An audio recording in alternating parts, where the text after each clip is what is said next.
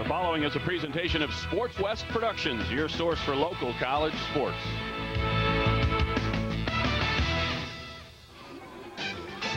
Welcome to Boise, Idaho, where it's homecoming on the campus of Boise State University. Excited fans are piling in to watch this key conference matchup. For 2 seasons, the Golden Hurricane knew nothing about winning. But with first-year head coach Steve Kragthorpe and a dominating junior quarterback, the Hurricane is playing with confidence and riding a 3-game winning streak. Last week, they upset preseason favorite Hawaii, and with a victory today, look to contend for the conference crown.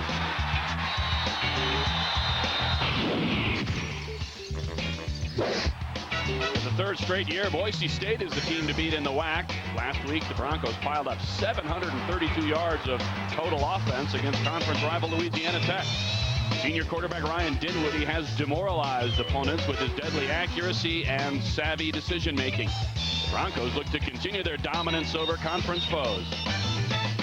The Tulsa and Boise State kickoff is next on Sports West.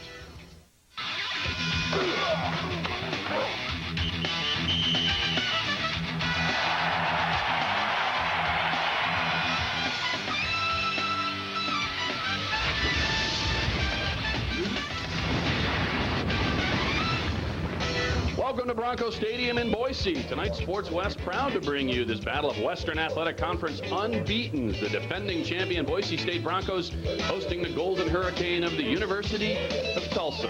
Hello, everybody. I'm Tom Kirkland, and generally on homecoming, you try to invite a team over that you plan to have some fun with. But surprise, surprise, Tulsa's tough. They turned things around under new head coach Steve Kragthorpe. Picked to finish last again, but you can tell from the standings they're right in the thick of it off their big home win over Hawaii. Boise State's up there as well. Nevada leads it. Later on tonight, Fresno State is at Hawaii in a big game for the Western Athletic Conference. My broadcast partners, Craig Hislop. And Craig, it's also a homecoming for the head coach Steve Kragthorpe. Well, Steve Kragthorpe calls Pocatello home. He played high school football there. He played in the stadium a couple of times. Came in as an assistant coach 4 times. He even tried to get the job when Dirk Cutter left. Of course, they gave it to Dan Hawkins. So he's familiar with the environment here. One of the things he's done at Tulsa is to try to embrace their tradition, which is, of course, in the old days, throwing the football, but not this team. They are 12th nationally, averaging more than 216 yards on the ground, led by their big quarterback, James Killian. Well, James Killian, watch him run here. He's a quarterback that throws well and runs well. The extension of Charlie Stubbs, the coordinator on the field. Look at the numbers. He played 8-man football in Medford so he can move around. I think Steve Kragthorpe has got to figure out a way to get more touches for this guy, as we say in the game of basketball. He's a good one. Yeah, and, you know, when you talk about the Boise State defense, they are stout. 7th in the country. They're only giving up 70 yards a game. And when you talk about 70 and you're here at Bronco Stadium, you know, they're going to try to hang 70 points on the opposition. When you have a quarterback like Ryan Dinwiddie, you can. Well, Dinwiddie here, the best passer and best quarterback really in the league right now. Unreal numbers against Louisiana Tech last week. Guy's on schedule to set a new NCAA record for pass efficiency to break Danny Warfel's record.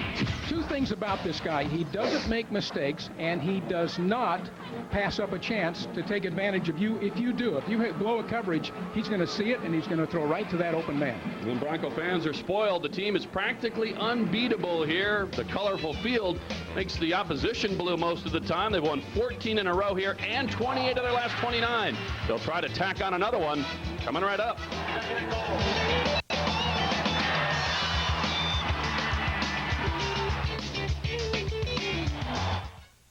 Games where we see Oklahoma's defense all over the place, just dominating. Well, they're quick. There's so much speed. Check this out.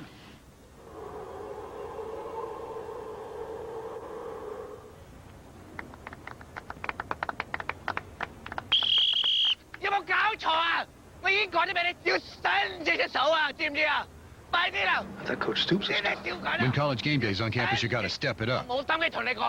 ESPN College Game Day, built by the Home Depot, 10:30 Saturday mornings on ESPN. This Sports West College football presentation is brought to you by Delta. Now Sky Miles members can check in from their home or office at delta.com. Xbox Live. And by Panasonic Wireless Phones. Ideas for life. Getting ready to kick it off here. Do not adjust your sets.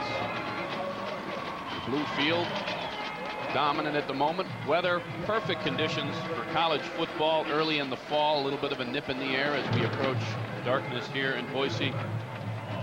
Greg Hislop, this should be a good one. Bronco fans have been looking forward to this for homecoming, but all of a sudden it's a key conference matchup. Well, who expected Tulsa to win 3 straight games, including a conference game last week against the preseason favorite Hawaii, and that makes it important now. Yeah, you see the series record brief, and Boise State dominating on the scoreboard, and with the two wins as well.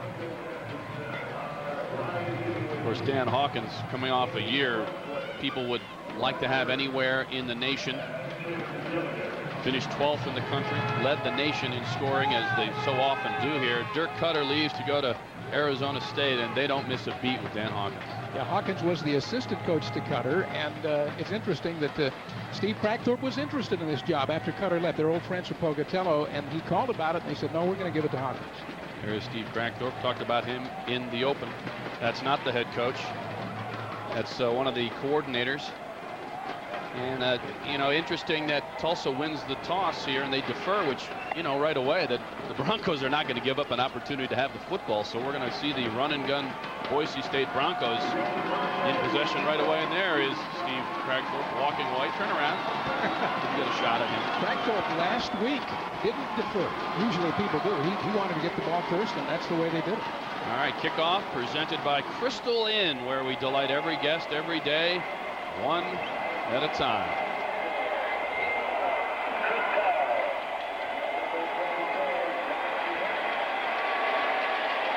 And for David Mikell and David Mikell and Donnie Heck to receive the kickoff. And here come the Broncos. Has some running room. Wrapped up at about the 30-yard line. Chris Carr taking the place of Mikell on the kickoff return team at the beginning of the game, busted out across the 30-yard line, where Ryan Dinwiddie and company will open up shop. Boy, the stats, they averaging 37 points a game. First in the WAC, 13th nationally, 336-yard passing a game. Second in the WAC, 8th nationally, and you see his numbers coming off an absolute career. 40 of 60, 532 yards against Louisiana Tech, and right away they're coming out throwing. They have a man wide open down the middle, picking up yardage inside the 30. It's Tim Gilligan, the man they had to watch out for, the ex-receiver, in space.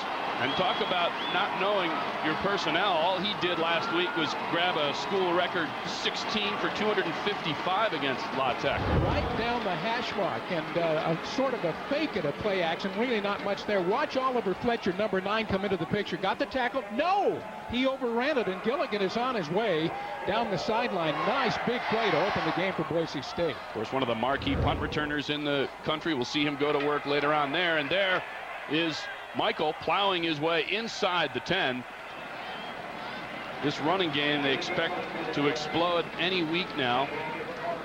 Dan Hawkins said this is the first week that Mikell has actually practiced most of the week. He's been troubled with a banged up knee, and he's expecting him to have his full arsenal of quickness and power. Let's look at the starting lineups presented by NordicTrack.com. Life's an adventure. Get ready for it online. Veteran offensive line. Mike McLeod in the middle. Now, Boise State, you may think that they like to throw it around, which they do, but they talked to us in the meetings, Craig, about the importance of coming out and establishing the run and getting some yards. And this is the defensive line that Tulsa is going to try to play with. Right there you saw Davis, who gets most of the tackles. Bailey, number 32, will be in on a lot of plays. Fletcher is the guy who missed the tackle a minute ago, and Alexander has gotten a lot of attention this year. We're not even 2 minutes into the game, about a minute and a half, and they're threatening again. Little shovel pass, that'll fall incomplete. Michael Ledet came out of the pile, thought he had a fumble recovery, and of course that's been a problem here at Boise State. Let's watch Dinwiddie come out from under center, shovels that thing up in front. Oh, that was mishandled badly, and then Ledet didn't pick it up, and that's just going to go as an incomplete forward little pass. Shovel forward pass, no problem there, and look at this. They don't get the third down conversion, so they're going to bring out Tyler Jones. He's 8 of 9 inside the 50. 4th and 5, this pretty much automatic, like an extra point. He hammers it And it is true. So one big play, Dinwiddie to Gilligan gets him set up in the red zone. But a nice effort by the Tulsa defense to keep the Broncos out of that blue end zone. They'll take 3. We'll step aside. I'm so sore. We're headed at 6 o'clock again tomorrow. I just want to go to bed. I'm so tired right now. Guys, hey, can you run that? Yeah, sure.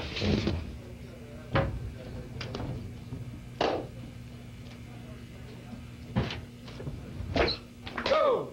Rose! Thanks. Don't we always have it? Yeah, that's true. So let's have it off tomorrow? No.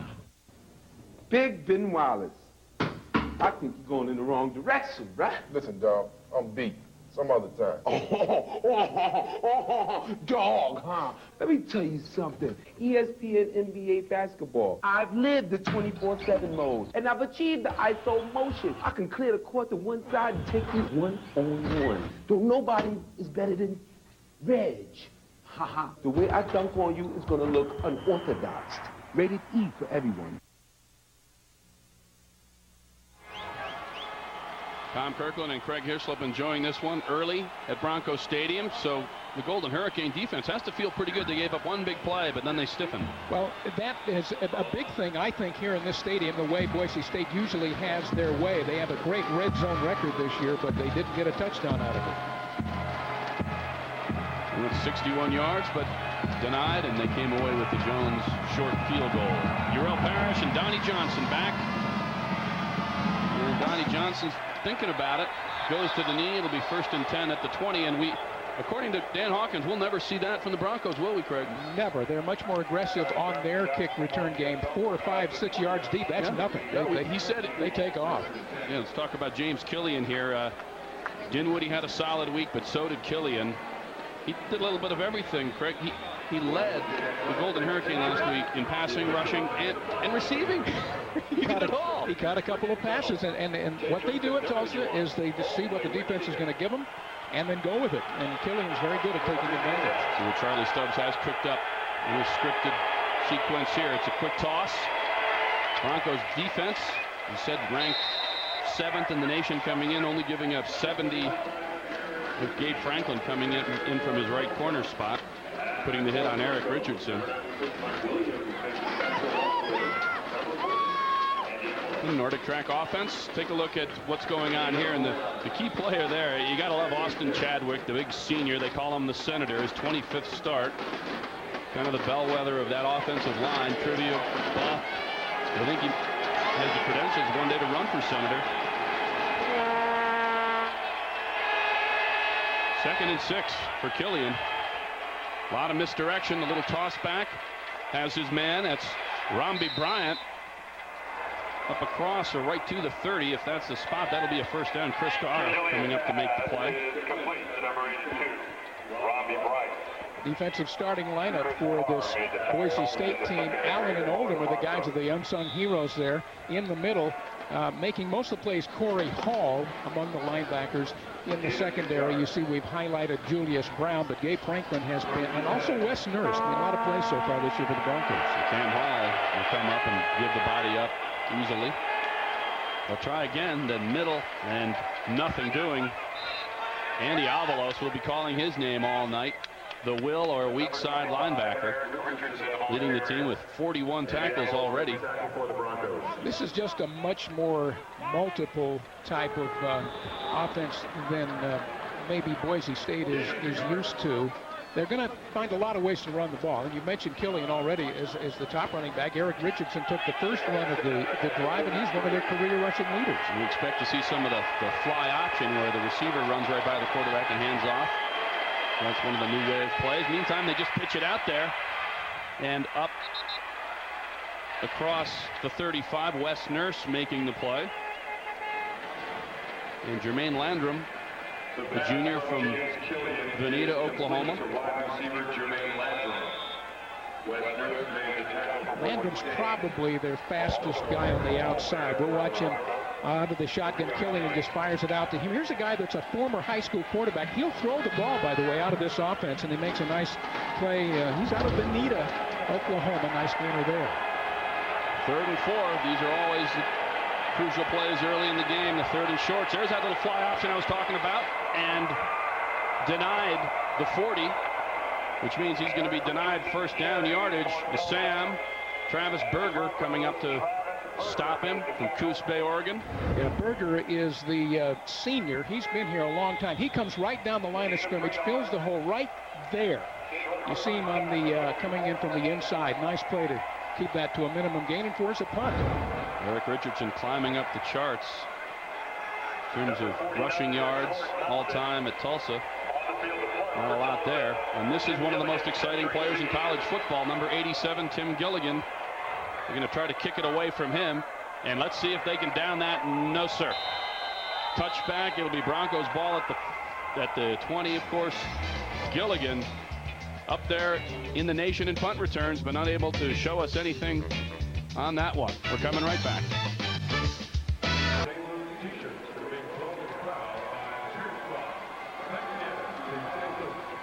Tyler Jones, short field goal, the difference early here at Broncos Stadium in Boise, Idaho. Let's look at today's game task list presented by Franklin Covey.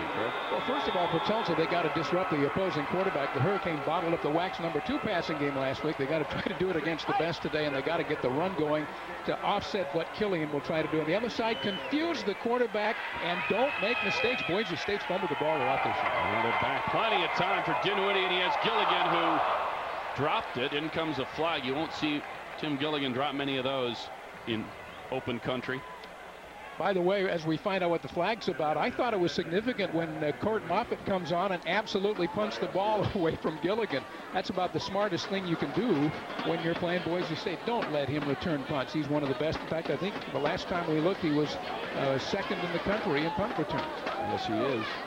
Dan Romeo signaling a hold on Mr. Gilligan. By the defense on an eligible receiver. 10-yard penalty from the previous spot. Automatic first down.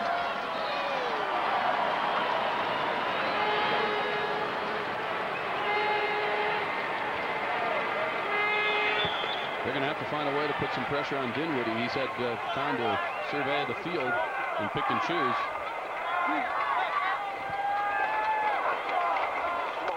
Fake to Gilligan, and there goes Mikell across the 35 to the 36. Fake that little fly option. Kedrick Alexander coming up to make the play from the bandit position. Well, we talk a lot about what kind of defense that Todd Graham is running here, and basically here are 2 linebackers filling inside, but Michael runs right past that and forces the secondary to make a stop. So they were stunning that time, but he ran right past him. 2nd and 5. Michael looking for help. No room. Swarmed under. The Golden Hurricane meeting at the running back, led by Nick Bunting, the true freshman from Holland Hall, right there in Tulsa. Both of these teams have done pretty good jobs this year at avoiding, the problems that crop up when you, especially in the passing downs, when you get sacks. And this time, this is what keeps Dinwiddie does to keep these people off of him by handing off this time. And now this is more of a passing down, and he'll be dropping back. Let's see what kind of pressure he gets. Little out route, nice grab up and down with the football. That's TJ Acree. Oliver Fletcher on the cover. Looks like it'll be short of a first down, though. 4th down. Dan Hawkins with his first big decision out near the 40. He says he hates to kick it away, doesn't he, Craig? But known to go for it. You're going to have to do it. Yeah, he's going to have to. Known to go for it on 4th down.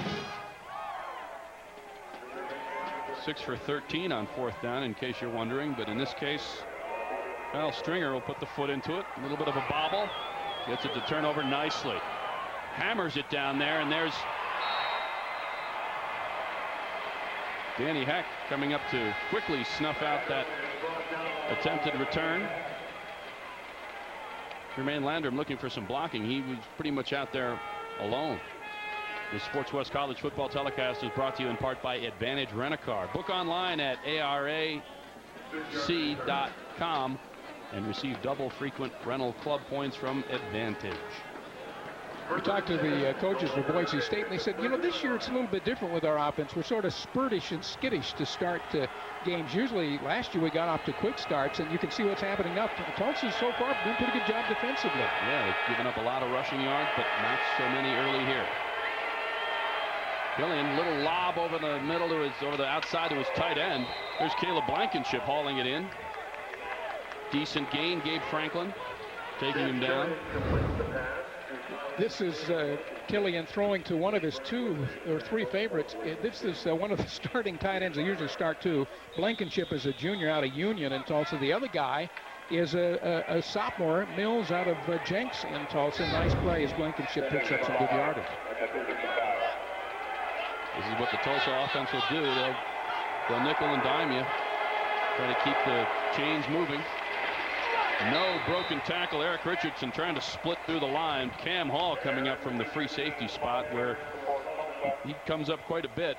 Involved in a lot of big plays already this year. He's blocked a punt. He's had a sack, a couple of picks.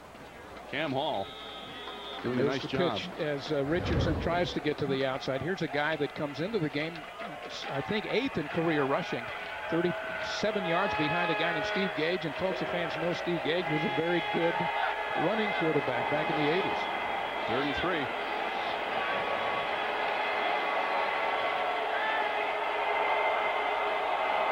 There's the toss, sniffed out, but Richardson still fighting close to first down yardage. I don't think he has it. I think he's a yard shy, Craig. It wouldn't have even been that good if Jeff Parrott, the right tackle, who's a big freshman out of Alberta, Canada, hadn't made a block and shoved a defender to the outside. We may be able to see this. Watch 78 pulling to the outside and shoving that oncoming end to the outside, and that created extra time, an extra chance for yardage. Still not enough for the first down, so Moffitt comes on again, and again, I assume he's going to try to kick it away with one of the best punt returners in the country, in Tim Gilligan. See what Gilligan can get done here.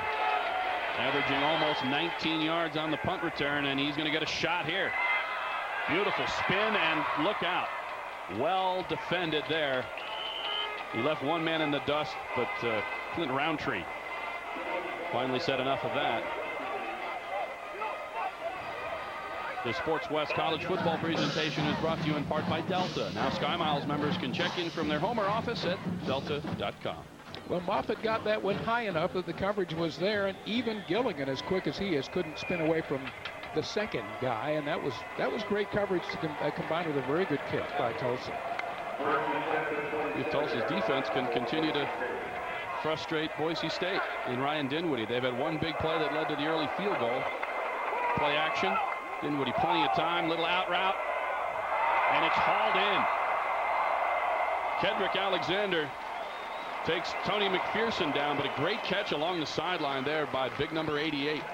There's Alexander, number 3, the sophomore from Plano, Texas, who was the defensive player of the week in the WAC after the Texas State game. He made a jumping effort for it, but a nice catch by Boise State. Here comes Dinwiddie out from under center. Play action fake that held the linebackers, and then he throws it to the sideline. See, there you see Alexander reaching, but by then it's too late. That one was a done deal. Incredible numbers last week. He's the WAC player of the week. Dinwiddie is, and another little out route has Gilligan, Oliver Fletcher all over him, but that's still a 5 or 6 yard pickup. And how good is Ryan Dinwiddie's decision making, Craig? 394 attempts coming in. He's probably close to 400. 4 interceptions. Let's see, 5. Yeah, so he's at 399, 4 picks. Just phenomenal considering all the things they try to do and how he scans the field, and he's not afraid to throw it all the way down the field. They're so good at that interception avoidance, but up until now they've been just having a struggle with keeping the ball in their hands. Little churn across right up near the 40. That's easily first down yardage. Jermaine Hope coming up to make the stop. There's Donnie Heck, the backup running back, 5'11", 201 junior from Meridian right here at Eagle High School. Here's a guy that had 160 yards coming into the game, gets his chances when Mikell is not on the field, although David Michael's the workhorse, and a short gain of that time, but they're again in Tulsa territory. Double wide, couple tight ends, little out route. Almost slipped right through there. TJ Acree unable to.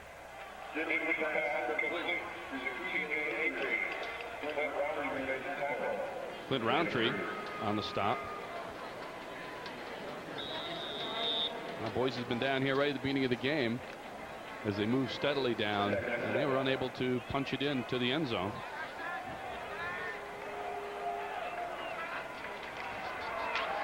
There goes Heck right up the middle at the 35 and maybe inside. Jorma Bailey, outside linebacker from Clearwater, brings him down with some help, some sizable help from Big Shea Ogisi. Well, Ogisi listed as the backup to Brandon Lohr, the starting nose guard, but at 288 pounds, right in position to put the stop that time on Heck. So we're seeing a lot more of Heck right now than Mikell. Heck, where's Mikell? Yeah, very good. Well, they've talked about him being fresh in practice for the first time all season. Dinwiddie, plenty of time, little out route, has his man, but just missed him. And that's a rarity. Dinwiddie rarely misses a man who's wide open.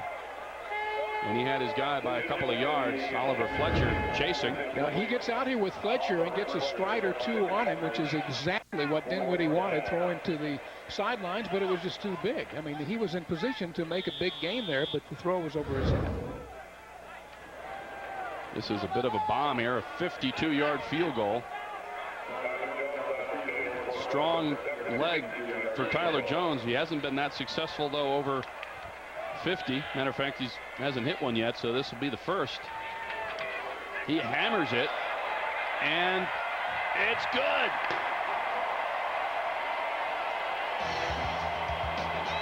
"52 yards for Tyler Jones, and at the moment, he's single-handedly or single-leggedly taking care of Tulsa.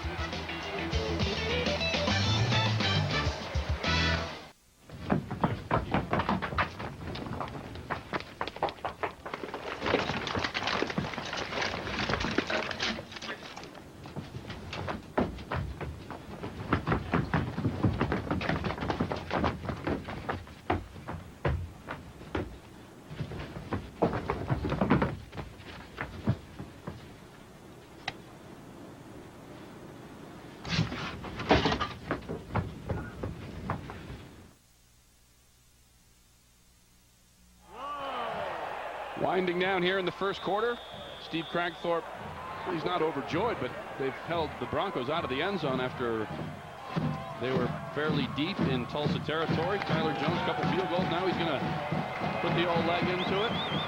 38 yards, and then the 52-yard field goal. He hammers it away. And that's out of the end zone.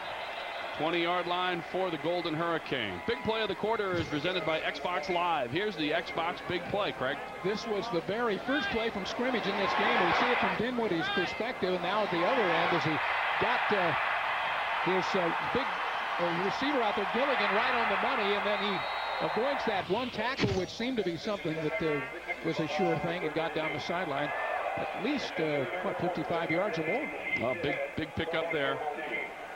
But again, you know, Tulsa wanted to also avoid the big emotional push the Broncos always have here, getting the crowd involved in some early scoring, and they've done a nice job. They're down just one score.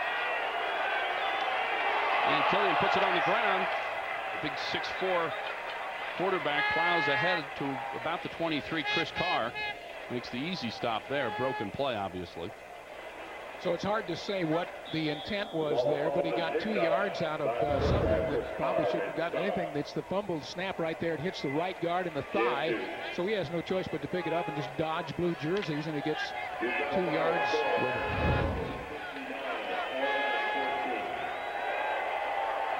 Second and 8. The play fake, he's rolling. Killian looking, running out of time, and he's down.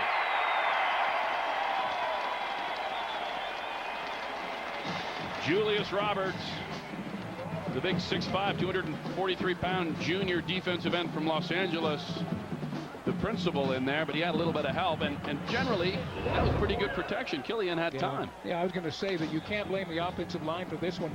Apparently a coverage sack really, because there's nobody open and he's got to run, and that's what he did. So the line with Chadwick and Stone and Wareheim and Mercado and Parent did their job that time. 11th sack of the season for the Broncos, setting up a 3rd and 12. Also just 38% on their third down conversion, and that was hummed out there into double coverage. No chance on that. Trying to hook up with Jermaine Landrum. Wes Nurse had solid coverage with some help. So Tulsa's offense not getting a whole lot done here, Craig. Well, he had to throw that one away for sure. He had 2 or 3 guys around him. There's no other way that was going to be completed. So Boise's taken the early lead in yardage, but they've only got a couple of field goals to show for it, which right now is to Tulsa's credit. We get a chance to see Tim Gilligan go to work again. Fort Moffitt. Little line drive, trying that technique, and that'll keep Gilligan away from the football.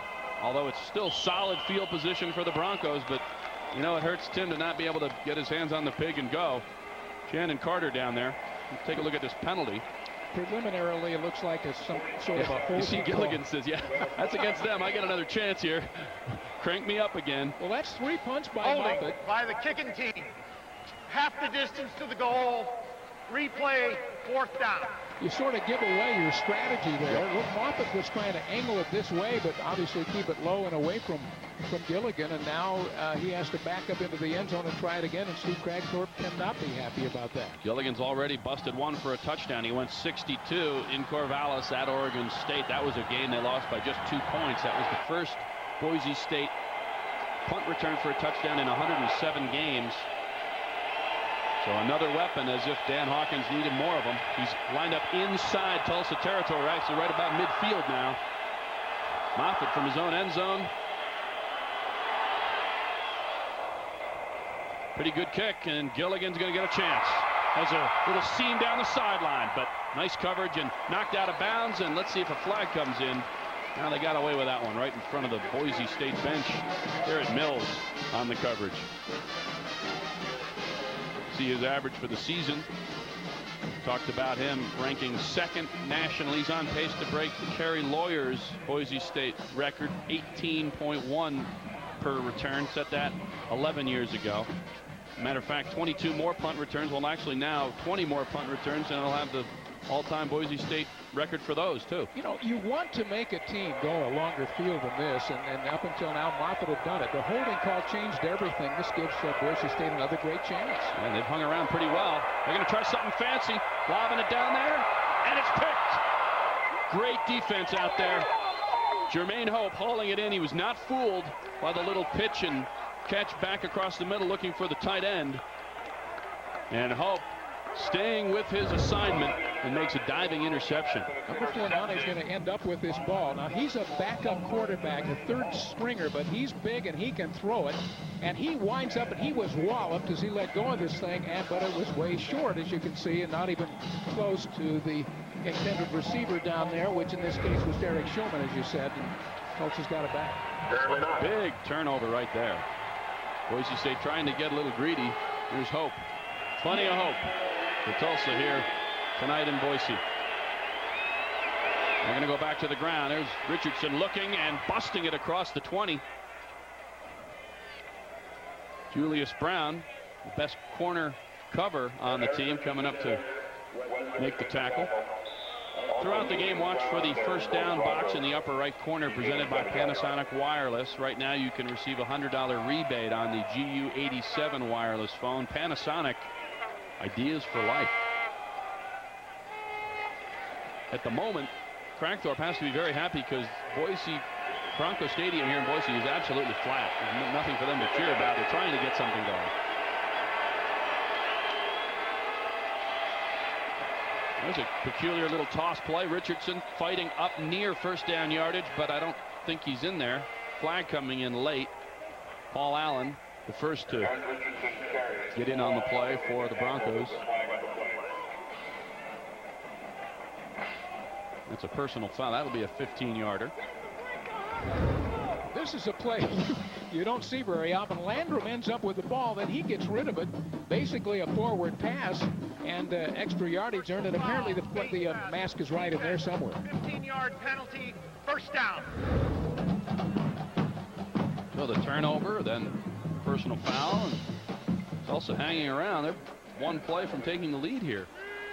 And it's the first and 10. At the 39-yard line. 38-year-old Steve Cragthorpe, who's been in here 4 times as an assistant coach.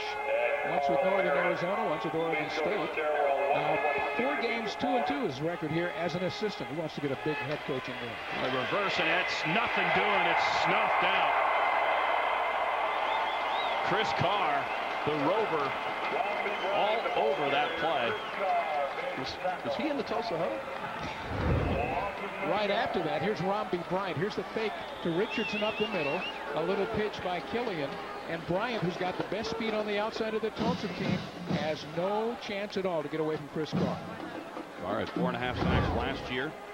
Tied for 4th in the team with 28 tackles. Adding to that total here tonight, 2nd and 19. And Tulsa once again backed up and with a lot of work to do.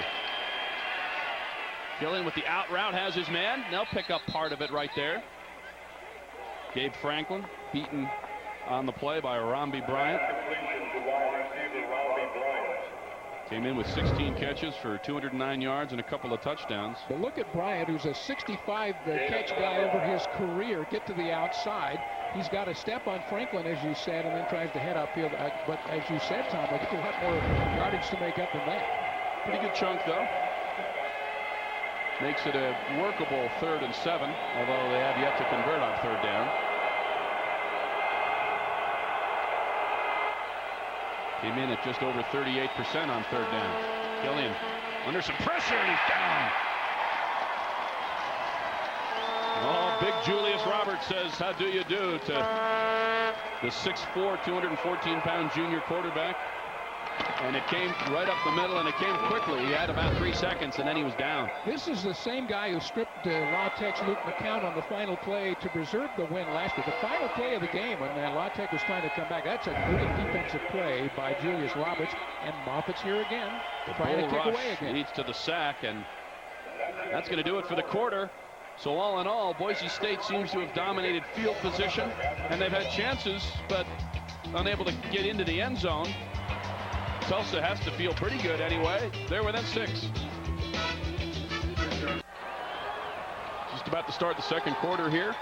One of the themes of the 1st quarter, Court Moffitt, the punter. Tim Gilligan, the punt return man. Court trying to keep it away from Tim, and Tim trying to do his business, which he's done better than everybody but one other punt returner in the nation so far this year. Dan Hawkins tells him, catch the ball every time and get upfield. Let's see what he does on this one. We've got plenty of time here. Moffitt hammered that, and look at him set up the blocks.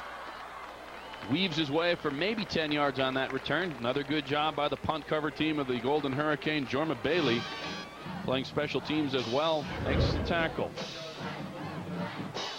Here's Court Moffitt, again, who was suspended 4 games. We don't know the kind of problems. And, oh, my gosh, knocked down there.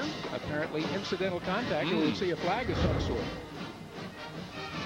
Let's look at the numbers through the 1st quarter presented by Delta Airlines. Craig, what jumps out at you? Well, you know, the number of plays for both teams is about even. It doesn't reflect it in the time of possession. 9 minutes for Tulsa in the 1st half. Toss right. Mikell has a hole. Trying to cut back. Has about 6 or 7 yards to the 30-yard line. Trying to get their senior running back going. Shea Ogiesi tracked him down. Shea looks like he's a little wobbly. Nothing little about him, actually. He's a lot wobbly. 6'2", 288. Senior. He's hurt, but he's still in there. And the coaching staff raved in our meetings this week about the work ethic and the commitment of this team that was beaten down when they took over last spring. In a month, he's won 3 games at Tulsa. They didn't win 2 games. Well, they won 2 the last 2 years combined. Busting up the middle. Mikell has the corner, has the 40. He's at midfield. Out of bounds at the Tulsa 35. Oliver Fletcher finally caught up with him. Well, College and Ansel and McLeod and Colburn and Tutogi are the guys that did it on this one. Now, Boise looks like it's just going to settle down here and pound it for a while, and look at him get through the first wave. This is Mikell, a 191-pound senior from Sacramento down the sideline, and it's forcing Fletcher to make the tackle that time. They tried to get cute the last couple of drives, and this time it's running football. 1st and 10. Track meet may have begun, and it's on the ground. Surprise, surprise. Heck plowing up the middle, diving near the 30, picked up 3 or 4. Brandon Lohr, the nose guard, makes the play. Now here's Here's Heck, who carries around 205 pounds, so he's a little bit bigger than Mikell. Looking for an opening there. Gets a nice block by Tutogi that time and gets the yardage out to about the 32. Dinwiddie, 2nd and 6. Prodigious numbers, to say the least, in his career. There's the toss to Heck, looking for running room. Dragged down. There's a loss. Nice play. Jorma Bailey coming up from his outside linebacking position. Looks like Heck got caught up with one of his linemen there. Probably could be what happened. Also, the the fullback Swenson didn't get the block he wanted to try to get Heck to the outside. 37.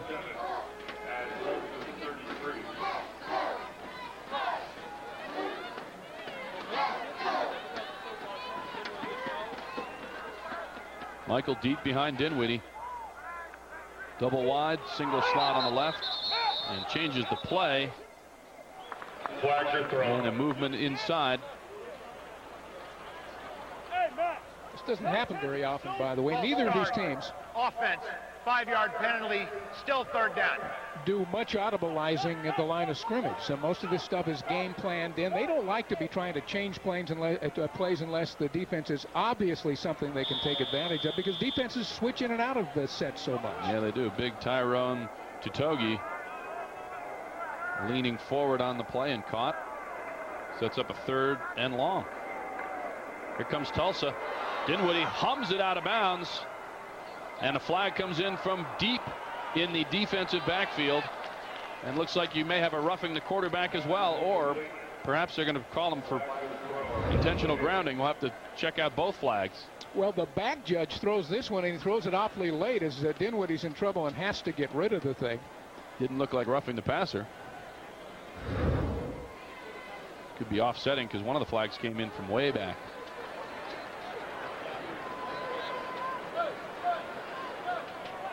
You hear what Dan Romeo says once they're done with their discussion. And one of the calls is holding against Tulsa.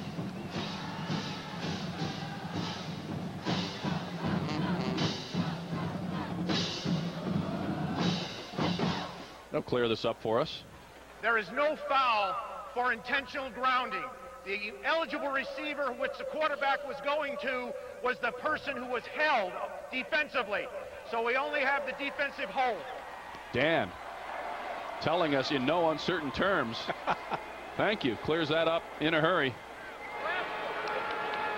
So 1st and 10. Steve Cragthorpe trying to hang around this Boise football team that is dominant everywhere, but especially here in Bronco Stadium. Notice they get down close to Pater, they start throwing the ball. I mean, there was a running drive up until this point. And they go back to it. Mikell right up the middle and runs right over number 47, Max Kraus, although ultimately Kraus will get credit for the tackle. He took a lick in bringing down Mr. Mikell. This is Kraus, the senior, who came into the game, the number 5 tackle on the team, but had lost his starting job to Shannon Carter, but was in on this play and does get credit. Collision that was. Running back meets strong safety.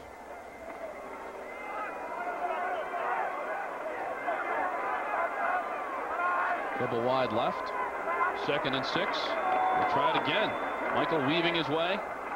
Runs right into Nick Bunting, the true freshman. Earlier in the year, Bunting was the WAC Defensive Player of the Week for his work against Arkansas State. 9 tackles, interception return for a touchdown. Watch number 41 here on the play, filling nicely. He's one of 3 true freshmen that starts on this Tulsa defense. That's why people wonder how they could be as successful as they are. He's out of Holland Hall there in Tulsa. And last week's game against Hawaii was, to shut out June Jones boys in the second half, phenomenal. They scored the last 24 points. A real statement to the rest of the WAC that they're going to be a force. Dinwiddie, plenty of time, little in route, has his man Gilligan, 1st down. Little curl, Nick Graham on the coverage. Those two clearly have pretty good relationship working over the years here. Here's Gilligan, 20th in the country in catches per game. He hasn't had the kind of quarter plus that he likes to have, but he just waited out there in the flat, came back toward the middle. Here's another look at it from more of a ground level. Dinwiddie firing and connecting on his favorite target in this offense. Finally, a little bit of a buzz here in Bronco Stadium. McPherson stops and goes back. They're going to try again. Mikell cutting, has the corner. Can he get there? No. But he is near first down yardage. Jermaine Hope denied him the end zone at about the 3, maybe the 2. Boy, Hope's giving away a little bit of weight there at 165 pounds trying to make this stop. He's a guy that's played a lot of football for Tulsa. Great move here by Mikell. Yeah, Great Mikell steps to the outside. And then there's a holding call that we don't get called in the middle there, as Jason Turner may have taken one of his opponents down by the shoulder. There's no penalty yet. If they don't flag it, he didn't do it, Craig. You know that. Right up the middle, little leap, and he's caught in midair. Brad Law, fullback, and Kedrick Alexander met him in midair. Picked up a couple. Get frequent flyer miles for that, I think. Here's a 235-pound freshman out of Capitol High right here in Boise, diving, but no way was Tulsa going to let that happen. They have not allowed, at least till now, Boise to cross their goal line.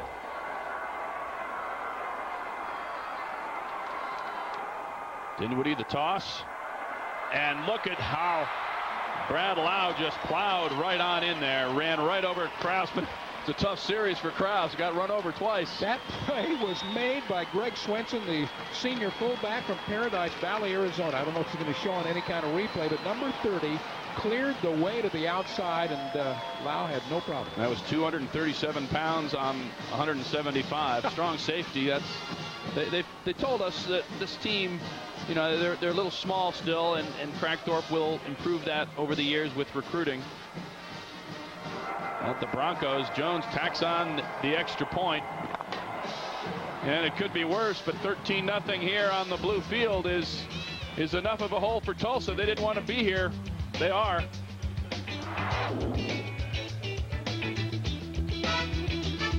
You set. Check it. Boom. I'm here. Straight out of your nightmares.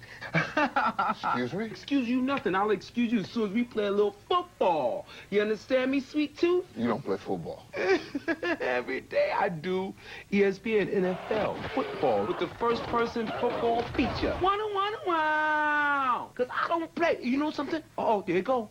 The little birdie's talking to me. He's saying Sap can't mess with you. Sap too slow. Rated E for everyone. I know you guys like this defense. If they play man coverage the whole game, it's going to catch up to them. They could be in trouble. Yeah, there's just too much speed. You're right. Check this out. Look at this. Oh, great duck.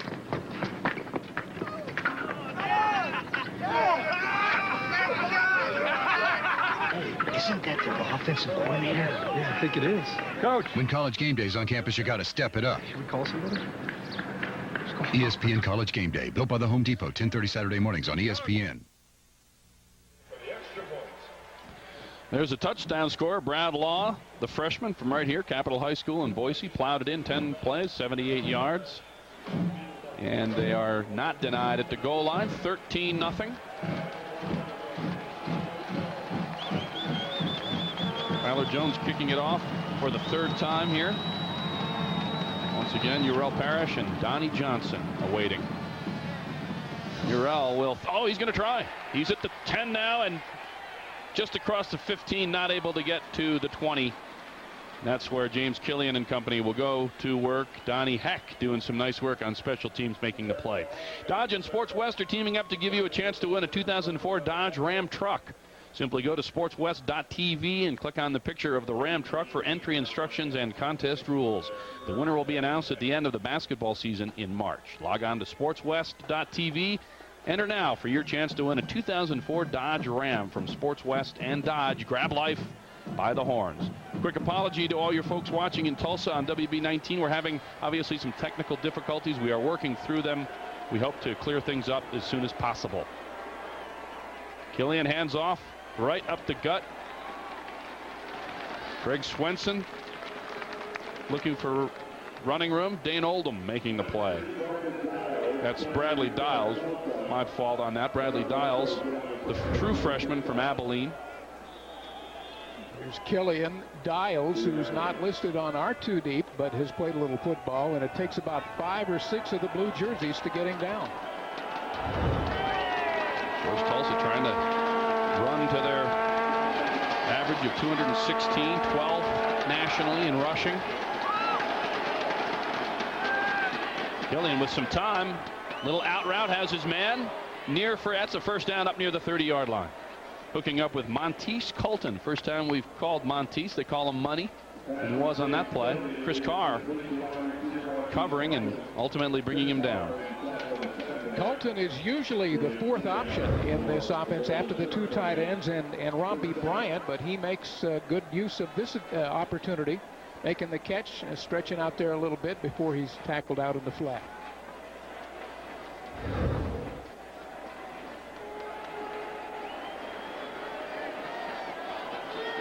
Under 9 minutes to go in the first half. Boise State's dominated field position. Killian under the gun, and nice throw and nice haul in out at the 40-yard line. Big pickup, Garrett Mills, one of the tight ends. Travis Berger beaten, but brings him down. Two nice throws from Killian. You know, Andy Avalos is the leading tackler on this Boise State team. We haven't said his name a lot, but you'll see him right there, number 40, plowing into Killian. There you see him as Killian got rid of the thing, so he kept his concentration. The nice catch, the nice gain, but the pressure from Avalos on that right side. Yeah, they call Killian Farm Boy, 6'4", 214, big, strong kid, and Avalos got a good lick, but Killian didn't move too much, did he? Certainly didn't lose sight of where the ball was going, put it right there. Tulsa moving the ball through the air now. And back to the ground. Dials running hard up near the 45, picked up 3 or 4.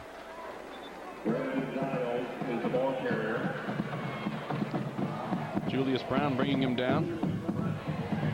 Craig, you know, it's nearly time to hit the slopes, and Alta is for skiers. Right now, log on to sportswest.tv and enter to win 2 all-day ski passes at one of the nation's premier resorts. Alta.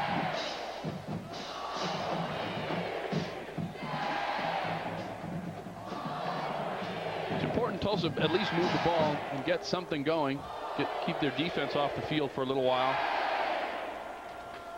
Killian rolling. He's under some pressure. Little toss back. Well set up play. And Garrett Mills winding his way down to about the 22-yard line. Flag down late. Cam Hall finally bringing him down. Very well conceived play. We had at least three blockers out there with him. Jesse Stoneham leading the way. Now I'm afraid that they might have got, see Jesse 61 at the left of your picture. He scoots to the outside as the throw is made. Stoneham at 316 pounds may be called for some kind of a hold here. Let's see there he is taking down the blue defender there, and I think that's where the flag was thrown. Yeah, looks like he had a fistful of Gabe Franklin's jersey.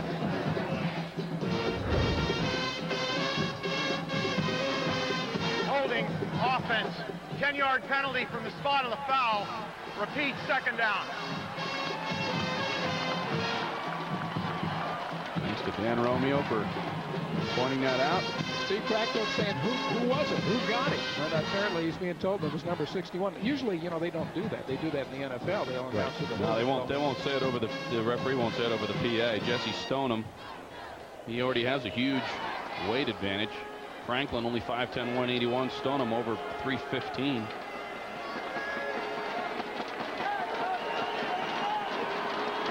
Second and 10 now, and something going on as they run in. I don't see a flag on the play, but there's some question. Tulsa, first charge timeout of the half. Coach Cragthorpe running in and calling a timeout. Killian and company will talk it over with the Golden Hurricane coaching staff. They're not too happy over there. 13-0 Boise State.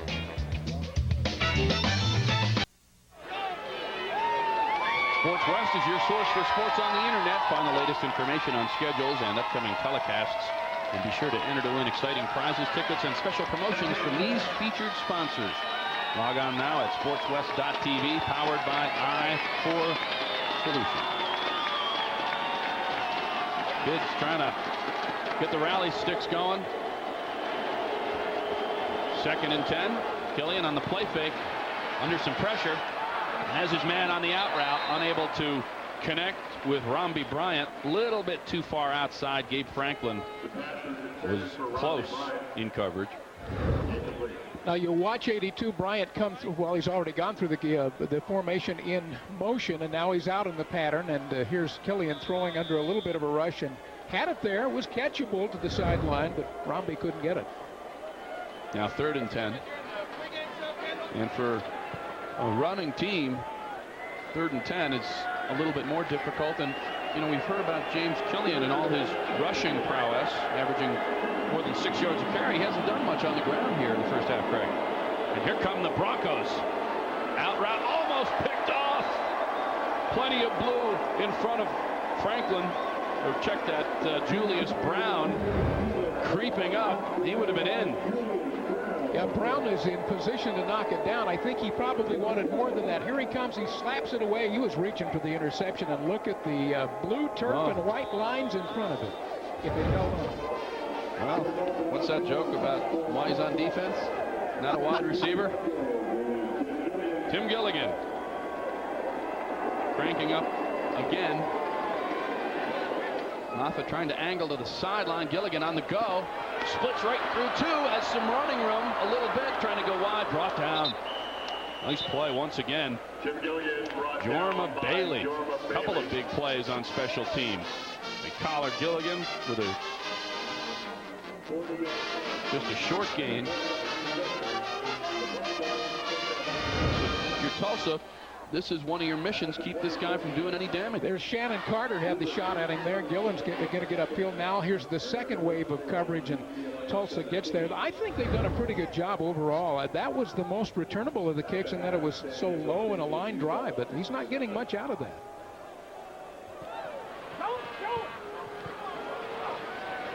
Dinwiddie lobbing down the sideline, and good coverage. Excellent coverage. Jermaine Hope just using the sideline and his body to seal off T.J. Acree from the ball. They'll let the corner bump a little bit if he's in good position, which he clearly was there. At the half tonight, it's Missouri 14, Nebraska 10. And in the second quarter tonight, it's Georgia 10, Tennessee 7. Dinwiddie, little handoff right up the gut. That's Mikell. Short pickup. Nick Bunting not fooled at all. Bunting did a nice job filling that time. This is a guy, and we said earlier, he's a freshman, high school freshman right out. And he missed a couple of games. He's come back and played well. There's David Mikell doing some fine work. We heard this week that he was a lot fresher and the knee felt better and that he had some burst that he hadn't had, and we're seeing it a little bit tonight. He was one of the main guys in their touchdown. Didn't quite get in. 7 now. Plenty of time for Dinwiddie down the middle. Tipped. Oh, good coverage again. Step for step. Shannon Carter denying there to Lawrence Beatty. Fletcher there too. They both were in position. I think Fletcher's hurt. Yeah, looks like he's in some pain there. We'll keep an eye on that. Meantime, Kyle Stringer on. And Jermaine Landrum back at the 35. See if he can do something exciting. Oh, big kick. High. He says fair catch. And he'll take it at about the 33-yard line. So Tulsa hanging around.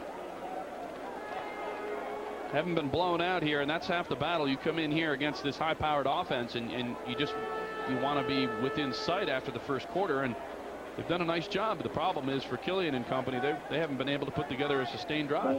Matt Wells is the tight end coach, and on the headsets up above, former quarterback at Utah State, but only one long run-oriented drive for Boise and a couple of field goals, and that's it for the scoring.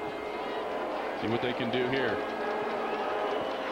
A little over 6 to go in the first half. Richardson up the middle, running room, up across the 40 to about the 42, near the first down.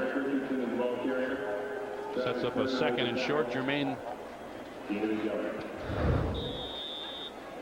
Let's watch it out of the shotgun. A little handoff right up front. Blocking develops nicely. A lot of teams like to go with the zone blocking where you never know for sure where the point of attack is. You just wait for the zones and the guys to clear the way for you. And it's not like the old 22 dive that we used to run anymore. In the case of double 13, Landrum and Travis Berger both wearing 13. And Over the middle. Nice hook up there. Killian, first down to Garrett Mills. Travis Berger wearing 13. Now here's Mills. I mentioned him. He's the more undersized of the two starting tight ends, the sophomore from Jenksai in Tulsa, but he's right in position to make that catch, his 17th of this season. They had 3 guys with 16 catches coming in, Mills and Bryant and Blankenship.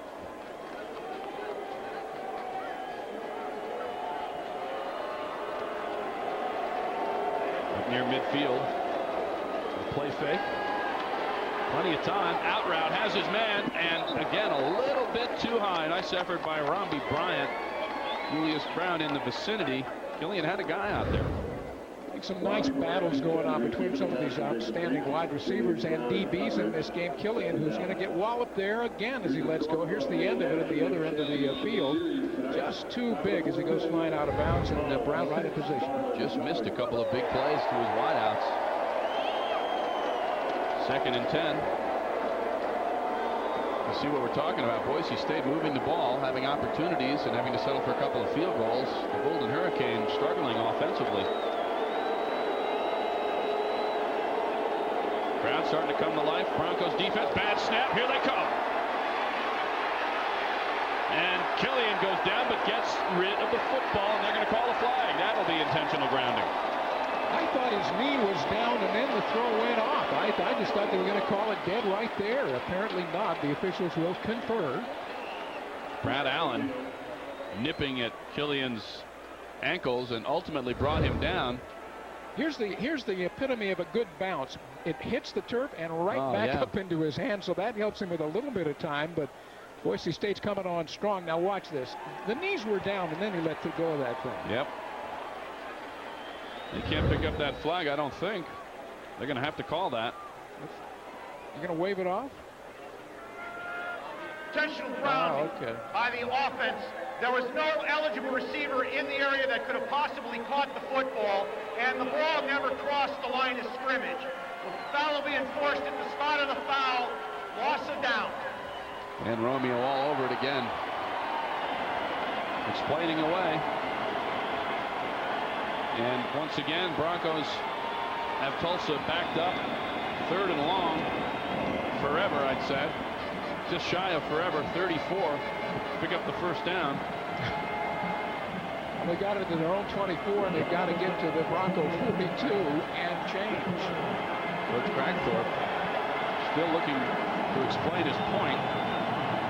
See what Killian does. The out route is jumped, and it's caught. Defender tried to jump in there, but Romby Bryant hauled it in well short of first down yardage. Brad Allen thought he had a shot at the pick. And another punting situation. Kurt Moffitt and Tim Gilligan on display here. These two guys, Moffitt and Gilligan, or Stringer actually, Moffitt and Stringer, the punters, have been now regular parts of this football game, and still yet Tulsa has not allowed a great return by Gilligan. And again, angling it to the right, little line drive. Gilligan has some running room, plenty of running room. He gets a block. He's going to try the right side, picks up a block, turns the corner down the sideline up to about the 45. Thought there could have been a clip there. One of his blocks on the sideline, no flag. Shannon Carter eventually brings him down, but some of the excitement you're seeing right there from Tim Gilligan. Boise charging hard for another score.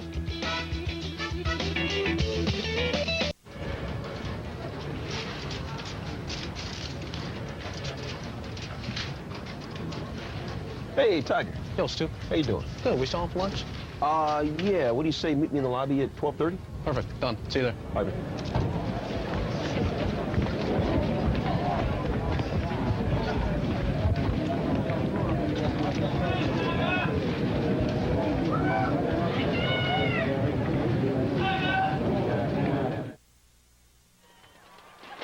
Bronco fans hoping for more points on this drive. The big play of the quarter is presented by Xbox Live. Here's the Xbox big play. Craig?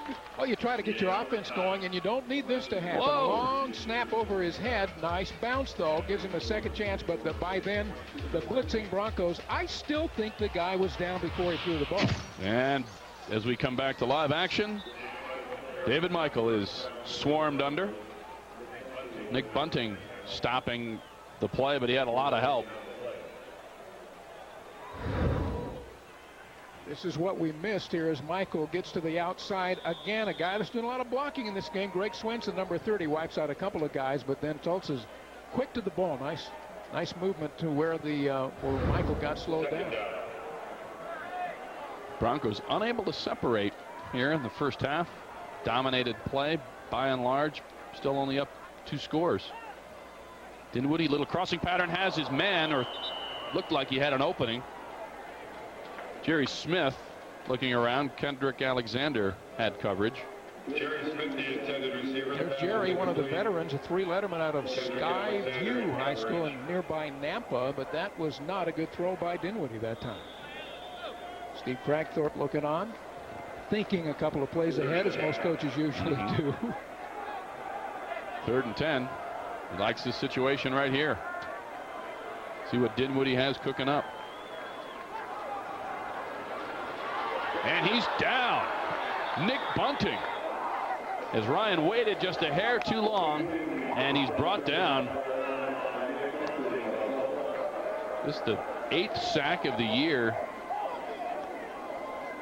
for the Tulsa defense. Big one there, though. They had at least 2 linebackers and maybe a 3rd. Here he comes in from the left of your picture. There is nobody open, and Dinwiddie's a little bit flustered on that one. The freshman, the true freshman Bunting, coming on strong. Kyle Stringer with pressure. Gets the kick away, and he bombs it again. There goes Landrum trying to get the corner. They'll try the middle, and Boise State, after a few yards, finally collars him at the 35. Brad Allen tracked him and then brought him down. Getting down to about 3 minutes to go in the first half. This would certainly help the Golden Hurricane if they could get down and get some points. This is a situation here on this return where Kendrick Allen, number 3, is out here blocking, trying to get a couple of guys wiped out. See him right there? But they can't get either one of them. All of a sudden, he's an impediment to his own man. He was doing his best, but it didn't work. See what Killian and company can get done here.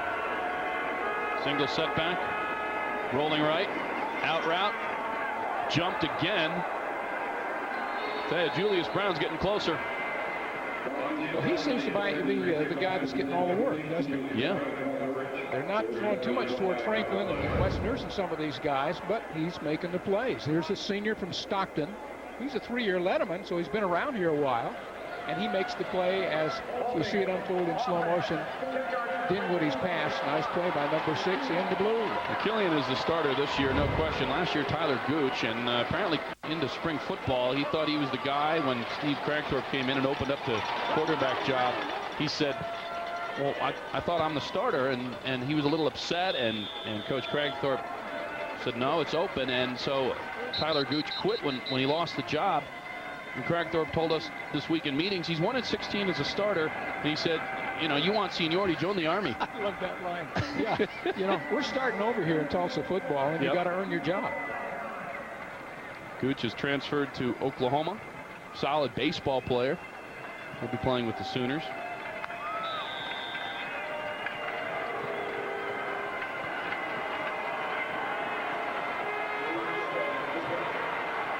First and big here. Broncos crowd trying to pump him up. Killian over the middle has his man. Running room. Near first down yardage. Out of bounds. Close to a first down. Within a yard or two. Julius Brown on the coverage. That was Montez Colton. Showing some nice work after the catch. We're going to see a veteran. Watch number 16 in blue, Gabe Franklin. He's going to be covering now. He's the junior out of Harewood, a 2-year letterman. As the catch is made, he should make the tackle right there, but he does not. And Colton gets away, and big extra yardage down the sideline. Avalos out there with him and also was left in the dust. Second and short after the pickup of 18. Plenty of time. They'll try Richardson again, and nothing. He may have lost some room. He lost a yard or two on that. That's the kind of play that's set up, Tom, and we've seen him take it again. And again, it appears on the way the defense unfolds that they're not regarding Killian much at all. And now maybe the next time he won't give the ball to Richardson, but will sweep a little quarterback keeper. Here he takes the snap out of the shotgun, gives it to him, and then Killian It looked like a little bit of a Travis Berger was eyeing the quarterback. Big 3rd and 3. 2:17 to go. 16 counting down. They'll run a little option. Killian, first down and then some. The big guy plows to midfield.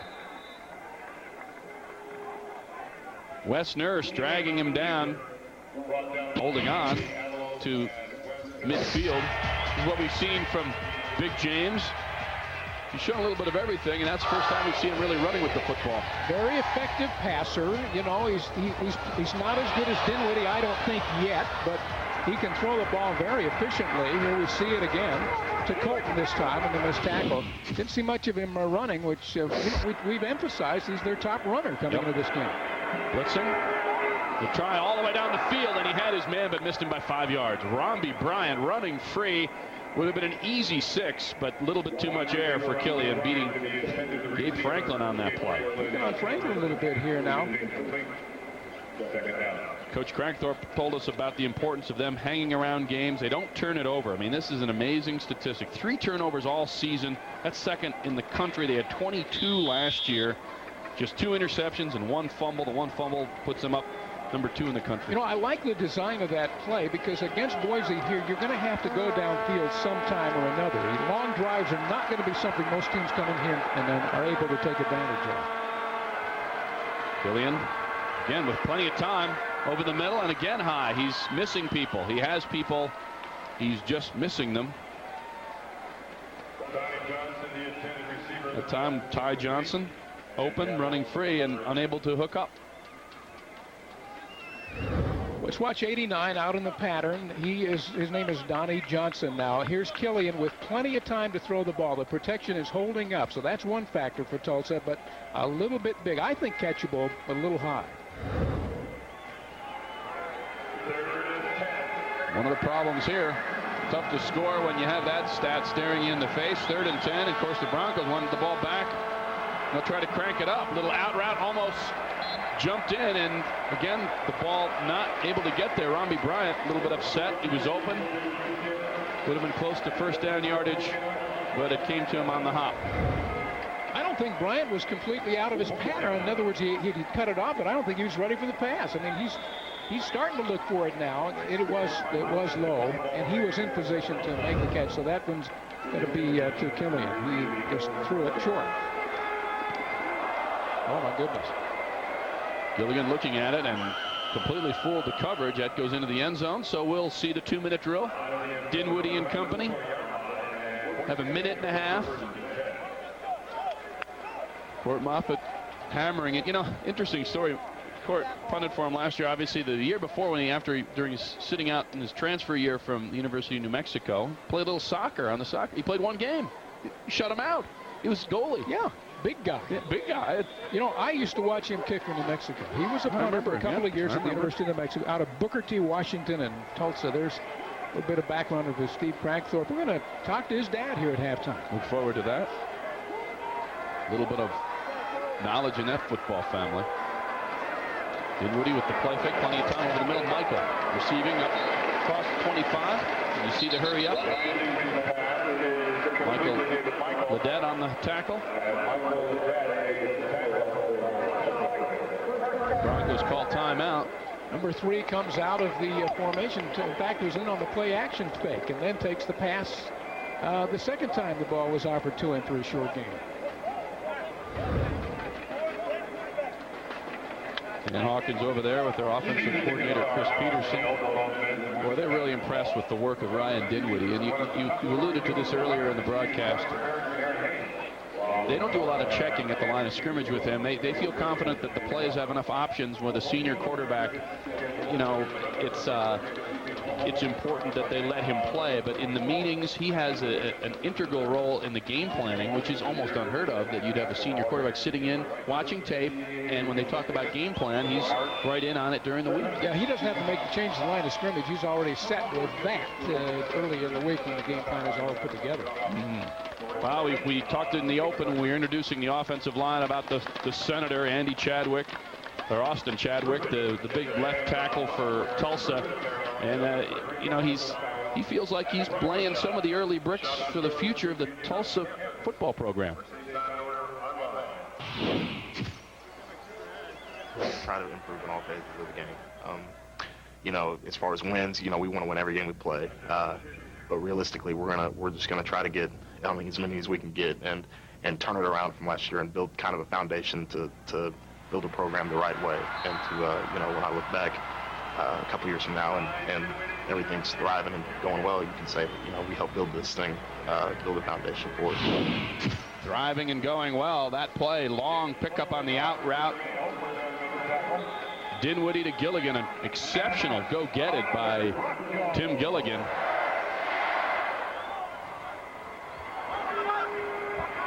.59 and 180, totally stretched out. Dinwiddie out again, has his man. There goes McPherson down the sideline. 20, about the 15. Shannon Carter running him out of bounds. 2 plays. You talk about explosive. Kendrick Alexander was beaten on that play. He was the underneath cover guy. Watch as he comes into the picture. Play action fake, and Dinwiddie's going to throw long. Watch number 3 in the white jersey.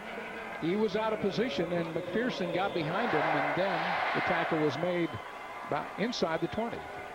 You know, Craig, this has the feel that Tulsa's right in the game, and this would be just a devastating punch-in if they're able to tack on 7. Michael trying the left side. Nice shifty move. He cuts inside the 15. Thought he had a little bit more running room, but Nick Bunting and company step right in and bring him down. Second timeout for the Broncos. 48 seconds to go. I like the little hop here he makes. It's a good idea. Almost makes it happen. But look, Bunting just with the left hand. Just an armful of number 3 is what happened for the freshman out of Holland Hall. True freshman, Nick Bunting.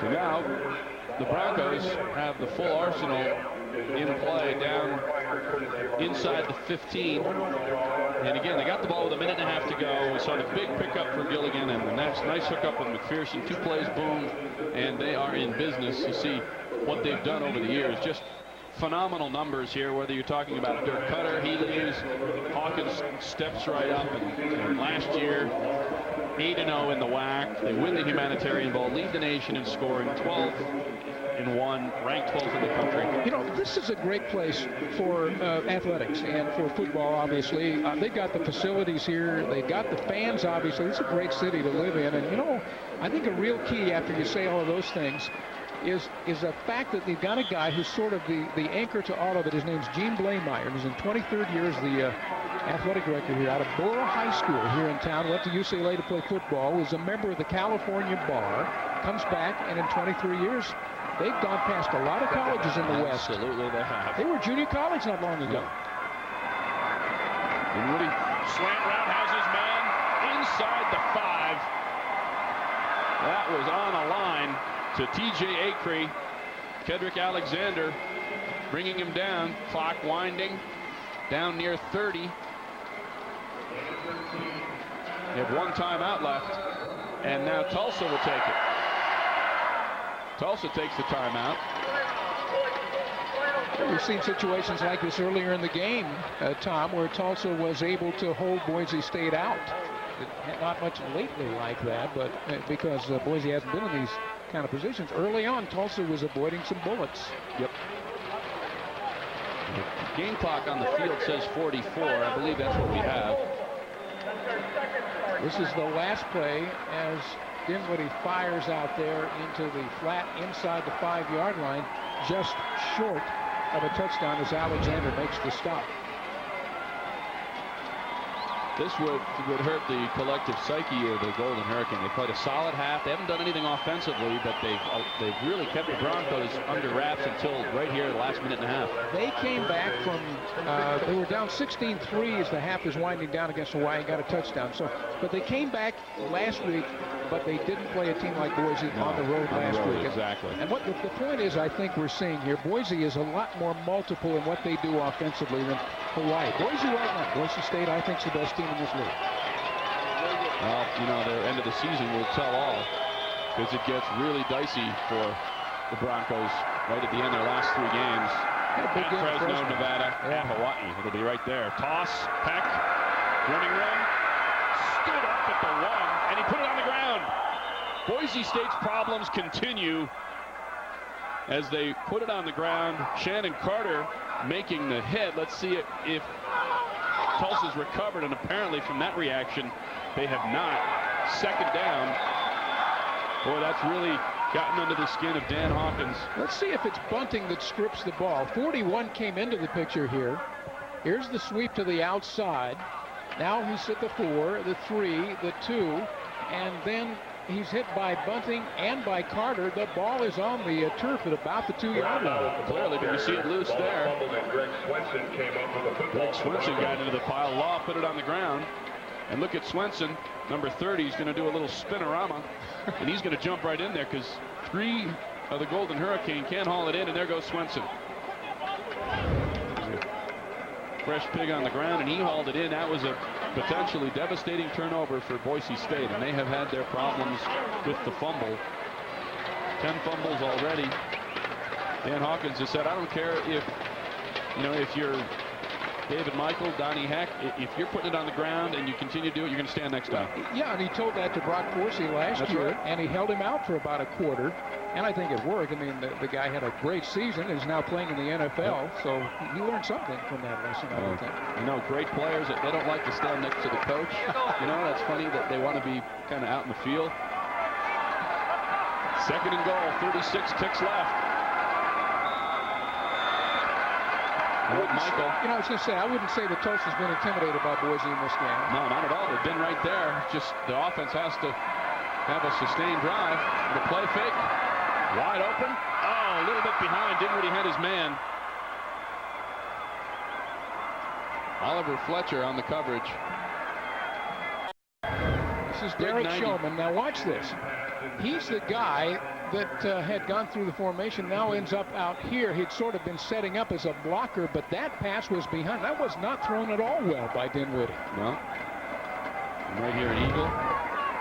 Derek Schumann, the freshman, had a one-game season. All 8 of his catches, 99 yards, and a touchdown came against the Wyoming Cowboys. Third and goal. And now quarterback could sneak. And Dinwiddie plows in. He just said enough of this misdirection and play action. I'm just going to lean forward. 6'1", 192-pound senior from Elk Grove, California. Plows in. His 5th rushing touchdown of the season. And for what would have been Tulsa unable to cover the fumble just a few minutes ago. And there goes Dinwiddie plowing in. Right behind Big Mike McLeod, their senior out of Indio, California, snapped him the ball. Basically, they just said enough's enough. Let's get it in the end zone. Yep, that's what they did. Tyler Jones trying to tack on the 20th point. It doesn't feel like a 20-0 game. Tulsa's hung around, but again, that offense unable to do a thing, and eventually the Broncos will move the ball, and there's the extra. 20-0. 27 seconds to go in the first half, and there's a scrum down near the goal line. Referees step in.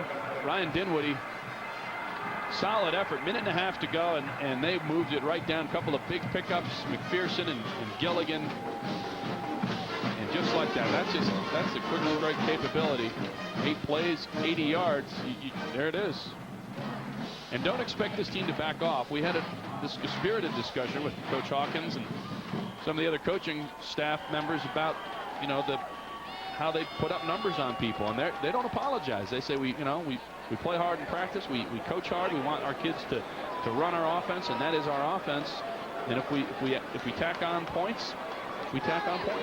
Well, the other side of that story is from the Tulsa perspective, and Steve Crackthorpe. You look at their 5-game record up there with Dan Hawkins, who's done a terrific job in Boise State, obviously.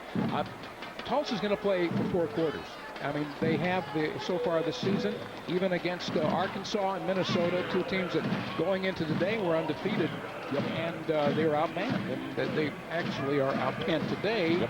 And I think they're going to play. They're going to play the entire second half. And Dan Hawkins and his guys know that. Well, they opened up Minnesota, Arkansas, then they had good games against Texas State and Arkansas State. Big wins. Open date. They upset Hawaii last week at home on a huge comeback in the second half. And Charlie Stubbs and company knew that this was going to be really the first big test. Going on the road, having had success, how will they react? They were curious to see. And by and large, I think they've played well. They haven't been intimidated. But again, James Killian, if he can find some of his receivers who have been open, maybe the score's a little different. And he'll have another chance here, although I expect they're not going to really try to air it out here with 27 seconds to go. They'll toss it to Richardson. Spins up across the 20, near the 25. And that should do it. Broncos head into the locker room up 20. It could be a little more. They were held to a couple field goals in the first quarter. So all in all, Tulsa still hanging in. We'll see if they can have the kind of second half effort they had last week at home against Hawaii. Meantime, it's tough to give the Broncos any kind of a lead at the half at home, where they've won 28 of their last 29, but they got a 20-point lead.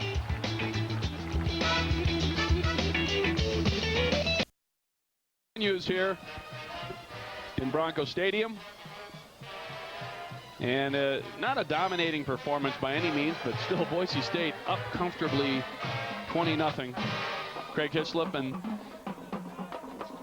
trying to figure out what Tulsa's talking about in the locker room. Steve Cragthorpe and Charlie Stubbs and the coaching staff there. I mean, they've had people open, and if Killian was able to pinpoint the passes, the score would be different.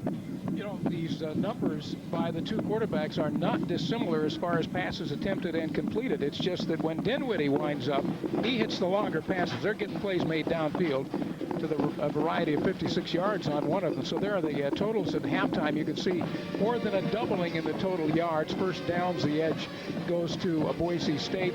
Neither team doing a terrific job converting on third down conversions. Time of possession has changed a lot from what it was in the first quarter. Look at some of the first half highlights for the Golden Hurricane. Pretty good defensive effort. This is that little reverse pass and the interception by Jermaine Hope there, stopping a drive. And then Killian, remember on the snap over his head when they're trying to get something going, it absolutely killed that drive. And they were forced to punt. That was called intentional grounding on that one there. Boise State, well, first play looked like they were going to hang 70 on Tulsa. Yep, wide open. Right there, the missed tackle by Tulsa allowed Gilligan to get down the sideline. But again, that drive did not end up in anything but this right here, a field goal. So Tulsa early on was very difficult at the goal line. This is the second of the two touchdowns, Tom, that really hurt the Tulsa Hurricane. Brad Law powering in, and then here, a couple of quick passes, the little out route to McPherson. They were in business, leading to the Dinwiddie sneak for the touchdown. And the extra point, and there's your scoring, 20-0. And Boise State comes in averaging 37 points a game, and they're pretty much right on their schedule. The Broncos band playing. 20-0 is the number, and when we come back, we'll have the second half kickoff and more good stuff for you.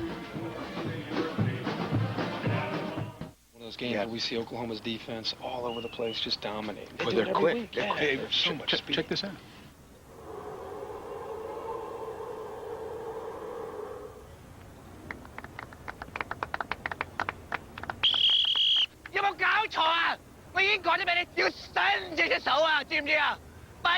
That Coach Stoops is When College Game Day's on campus, you gotta step it up. ESPN College Game Day, built by the Home Depot, 10:30 Saturday mornings on ESPN. This Sports West College football presentation is brought to you by Delta. Now SkyMiles members can check in from their home or office at delta.com. Xbox Live. And by Panasonic Wireless Phones. Ideas for life. Just about to kick it off here in the second half. 20-0 Boise State in complete control. Craig, let's look at quarterback efficiency in the first half, brought to you by Palm at Franklin Covey. Check out all the new Palm handheld devices at Franklin Covey stores or by visiting franklincovey.com/free. Well, the thing you look at, first of all, is right here. And neither one of these guys has thrown an interception, so that helps your efficiency. As I said earlier, One big difference, look at that. I hate to mark him out completely, but all I'm trying to point out is the completed passes for Boise State are going for about double the yardage of what Killian is getting out at Tulsa. No mistakes there, but more efficient from Dinwiddie. And we talked about coming into the game how he is on track to break Danny Werfel's record for passing efficiency for a career, which is quite an accomplishment, and these numbers will help him. No question. And we talked to Coach Cragthorpe about Ryan Dinwiddie, and, you know, Steve worked with a pretty good quarterback in Buffalo with the Buffalo Bills, Drew Bledsoe, and Steve said, yeah, no question, Ryan Dinwiddie, he said, will be a first-day NFL draft choice, and depending on how he does in the combines, how he impresses the various scouts with his other abilities, you know, he could go up a little bit. And see the offensive leaders there. Richardson unable to really get much going. Romby Bryant has been open a little more. There's been 2 or 3 plays that they left on the field with Killian just a little too long. I mean, we're talking, you know, just inches away from a big play. And we should mention that there was the interception that we did highlight at halftime. So that does go to the numbers Dinwiddie on the Boise State side. That wasn't Dinwiddie, actually. It was the third-string quarterback on the reverse. Yeah, it was the reverse pass toss thing on the reverse. So after deferring and giving Boise State the ball first, now Tulsa about to be in business.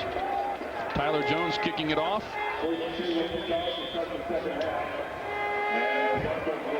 And folks in Tulsa, welcome back. Watching on WB 19. Here just in time for the second half kickoff. Urel Parrish has it. It's on the ground. He's up to the 15, looking for a hole. Up just shy of the 20. And Donnie Heck seeing some nice work done by starters, both sides of the ball on special teams. I was about to say that. As Parrish goes off the field, keep in mind, this guy's 20th in the country in kickoff returns, but both of these teams have committed starters on offense and defense to play on special teams. They're getting some good athletes on the field, and we haven't, we've seen some great defensive coverage plays, is what I'm trying to say, in this game tonight. See if Killian can find some receivers. They'll try Richardson. And nothing doing there. Andy Avalos, first time we've called his name other than just to reference him. 5'10", 222-pound junior from Corona. Boy, there was an opening there for a minute, Tom, but then it was filled nicely by Avalos. Richardson, who has not had a very good night tonight, is downed again. 2nd and 10.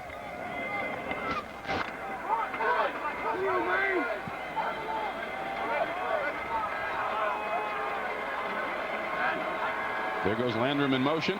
There's the pitch. Richardson at the 20. Runs right smack into Victor Mercado. That was the biggest hit, although Julius Roberts will get credit for the tackle. Big Victor Mercado. That had to hurt. Mercado weighs 312 pounds. He's the guy out there trying to throw the block. Richardson's running out of sideline room, so he has to turn upfield. There's Mercado right there assisting on the play. Tulsa has about 30 yards rushing now for the ball game. They came in averaging 216. Yeah. So, and we've talked about Boise State's run defense giving up about 70 a game, so they are as advertised. 3rd and 8. Killian back to the air. Pressured. Out route, caught, and there goes Romby having some running room. Across the 35, sits down, first down, Tulsa. Well, Ron Collins, the coordinator for the defense at Boise State, pretty much when we talked to him yesterday, said, you know, we got to have these guys prove they can throw the ball on us because they're not going to be able to run it. And that's been the story. Here's the second look at this as Killian gets it out there on that pass to the sideline. Romby gets away from one defender, keeps his balance, which is not easy to do, and gets himself at least 6 or 7 extra yards. Nice job by Romby Bryant, 280-pound senior from Oklahoma City by way of Northeast Oklahoma A&M. Killian rolling.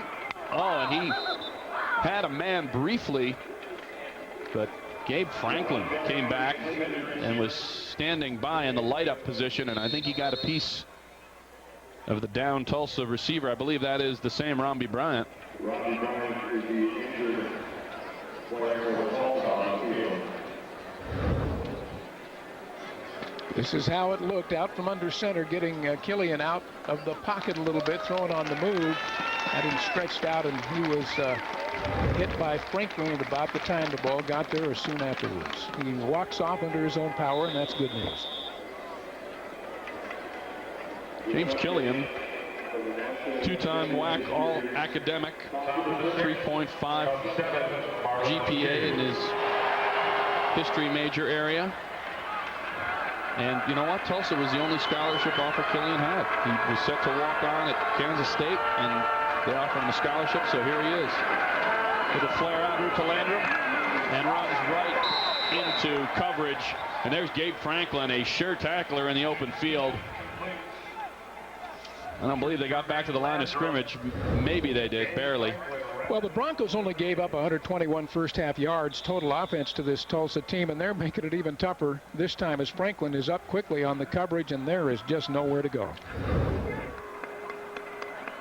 3rd and 10, so maybe the story coming out of Bronco Stadium so far is that this Boise State defense is something to be reckoned with throughout the conference, doesn't it?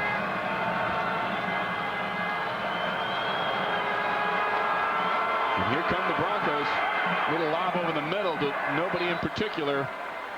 Not close to his intended receiver. Lucky that didn't get picked off and taken the other way. Throw as he gets hit now. Watch the pressure from the outside. He did not have a very good view of what he was throwing to. A lot of times, of course, that's what the quarterback's up against. There he's talking to Charlie Stubbs on the headset, the offensive coordinator for the Hurricane. Brad Allen had the serious penetration there, but you saw him let him go. He didn't want to pick up the look on the quarterback. Gordon Offit angling it away from Gilligan. And let's see where that ends up out of bounds. That'll be well past the 20. They're marching to the 25. And they'll take it at the 28-yard line. Broncos ball, early second half. I'm so sore. We're gonna get at 6 o'clock again tomorrow. I just want to go to bed. I'm so tired right now. Guys, hey, can you try that? Yeah, sure.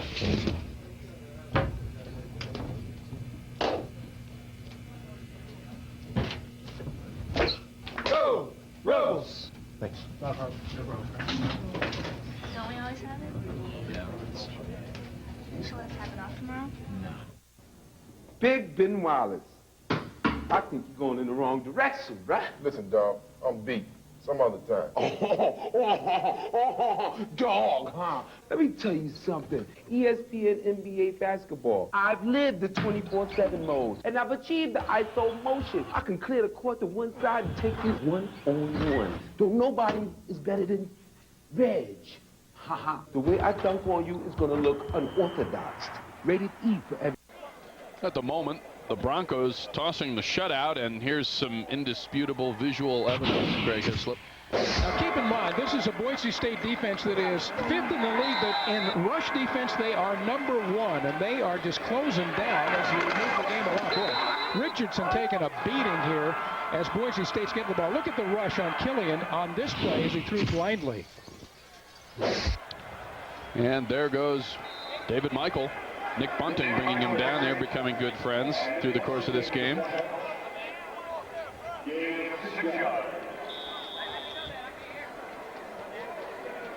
Broncos having some success running the football. First half, 80 yards. They'd be happy with that.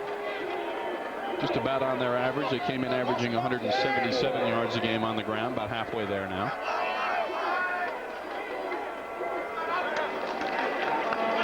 Mikell again, busting through a big hole. First down, up near midfield at the 45-yard line.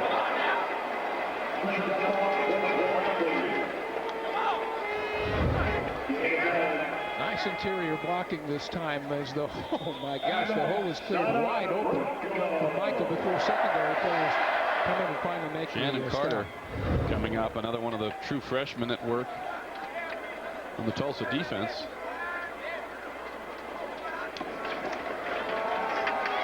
Dinwiddie going for the home run ball down the sideline. His man just beyond the outstretched arms of Lawrence Beatty. He's 5'10". If he was about 6'2", We had a couple of number 9s out here. There you see Fletcher, who is in coverage, the junior from Cleveland, Texas. But Dinwiddie fakes the handoff to Mikell and really winds up and lets this one go. And it is just about there. It was close.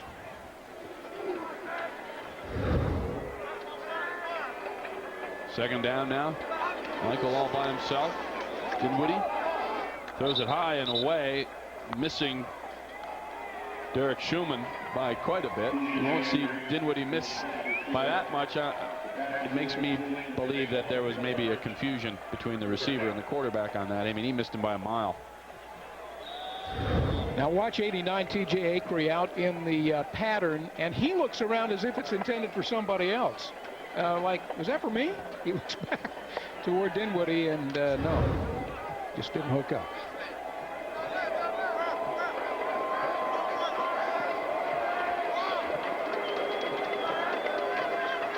Third down, a little delayed blitz right through the hands of Tim Gilligan at midfield. Would have had first down yardage. Instead, here comes Kyle Stringer to punt. So a nice first stop there for the Tulsa defense. Stringer, again, the freshman who had come into the game averaging over 41 yards a kick and had a terrific night, almost 51 yards a kick against Wyoming, has been out-punted tonight. At less than 40 yards a punt on the 3 that he had the first half, and Moffitt's kicked it over 46 yards on 7 punts. Jermaine Landrum. What a kick. He says fair catch, and he means it at about the 12-yard line. Now, this is an indication of what the yardage average may be a little misleading, because he did that in the first half on a really high sky punt. It's just unreturnable. Landrum there's a little frustrated, but I think you'll always take that versus putting the ball like the hands of Gilligan on the other side and let him take off. So Stringer, although he hasn't have the big number, he hasn't punted badly in the first half of this game plus. Plenty of height on that, plenty of hang time, great coverage. So now Killian and company pinned inside their 15. Let's see what they can do. Desperate for a drive and some points. Down and out. Has Romby Bryant. Good to see him back up and running around, beating Julius Brown on the out route. Here's Romby, 6'2" senior out of Oklahoma City, making a nice catch and getting to the sideline and advancing to a yard or two extra, tight roping. Second and short. Gives Charlie Stubbs an opportunity to do some things, maybe.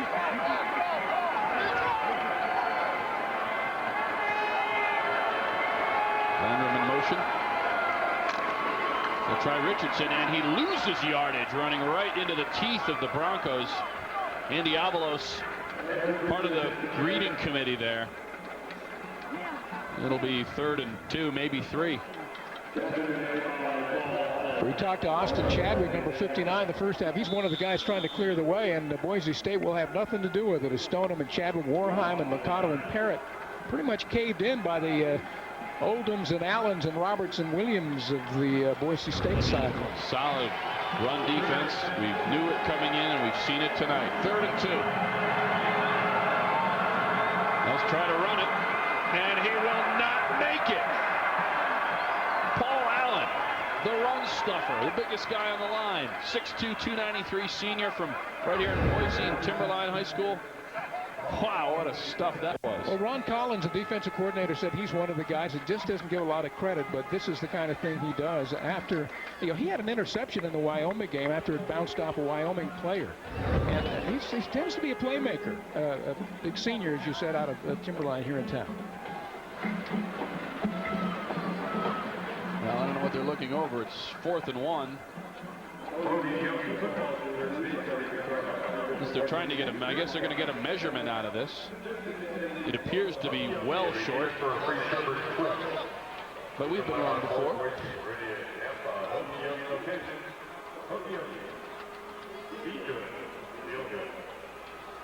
Well, it's only about a foot or two. Still no question what Coach Cragthorpe has to do. Got to bring in Court Moffitt again, and potentially it's time for Tim Gilligan to show what he can do. Well, as the field position gets worse for Tulsa to punt from, then the choices become less, because you don't want to kick it out of bounds at midfield. The option is, kick it away from him, but keep it on the field, or kick it to him and pay the price. Again, we got to highlight here, this guy's second in the nation in kickoff returns, or punt returns, almost 19 per return. He had a 62-yarder for a touchdown against Oregon State. First one in 107 games for the Broncos, so he's capable, and looks like he's going to get opportunity here. Crowd trying to come to life.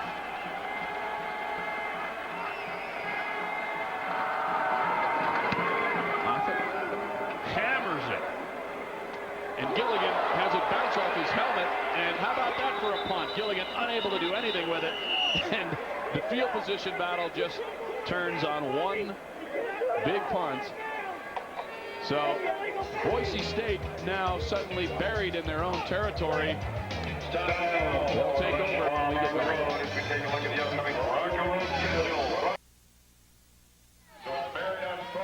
Tom Kirkland and Craig Hislop, along with the Boise State University cheerleaders. Homecoming weekend here in Boise, and a good result so far. Craig, what happened on this punt?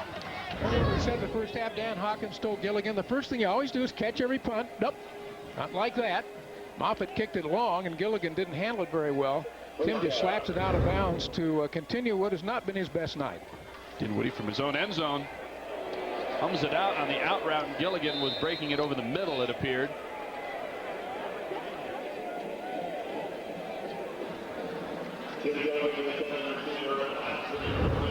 Gilligan's looking to the sideline for trying to figure out who screwed up on this one, because Dinwiddie's definitely going to the outside, and Gilligan's going the other way, and he was the only one out in the pattern out there, so there can't be any confusion about that. It's like Oliver Fletcher is limping out there.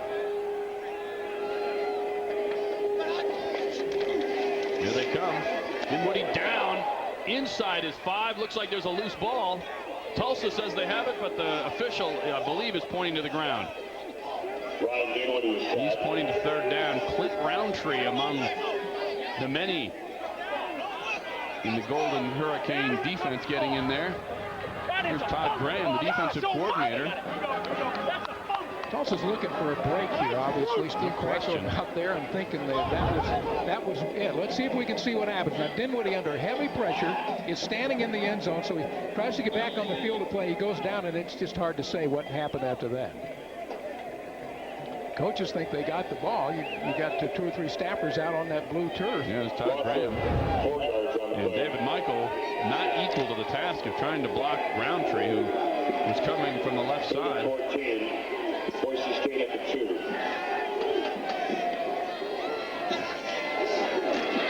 Not afraid to throw out of his own end zone. Across the middle, incomplete, no flag. Gilligan looking for a flag, and 3rd and 14, and that means 4th and 14. And Oliver in all kinds of pain. It's been a rough evening for him. So now Kyle Stringer will have to kick from deep in his own end zone. Now, they've committed a couple of guys to the blitz, even though this pass out here is going to be defended pretty well by Fletcher and by Alexander. This Gilligan doesn't have a chance in the world. Well, but he got out of the way just in time.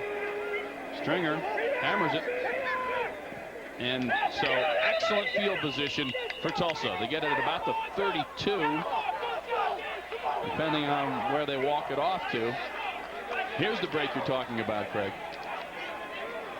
You know, field position early on was all Boise State's, and in the first quarter plus, here's Steve Crackthorpe trying to get a break from the official, and then talking to his guys with Charlie Stubbs in the huddle there as they send their offense out. But it's been Boise State's field position.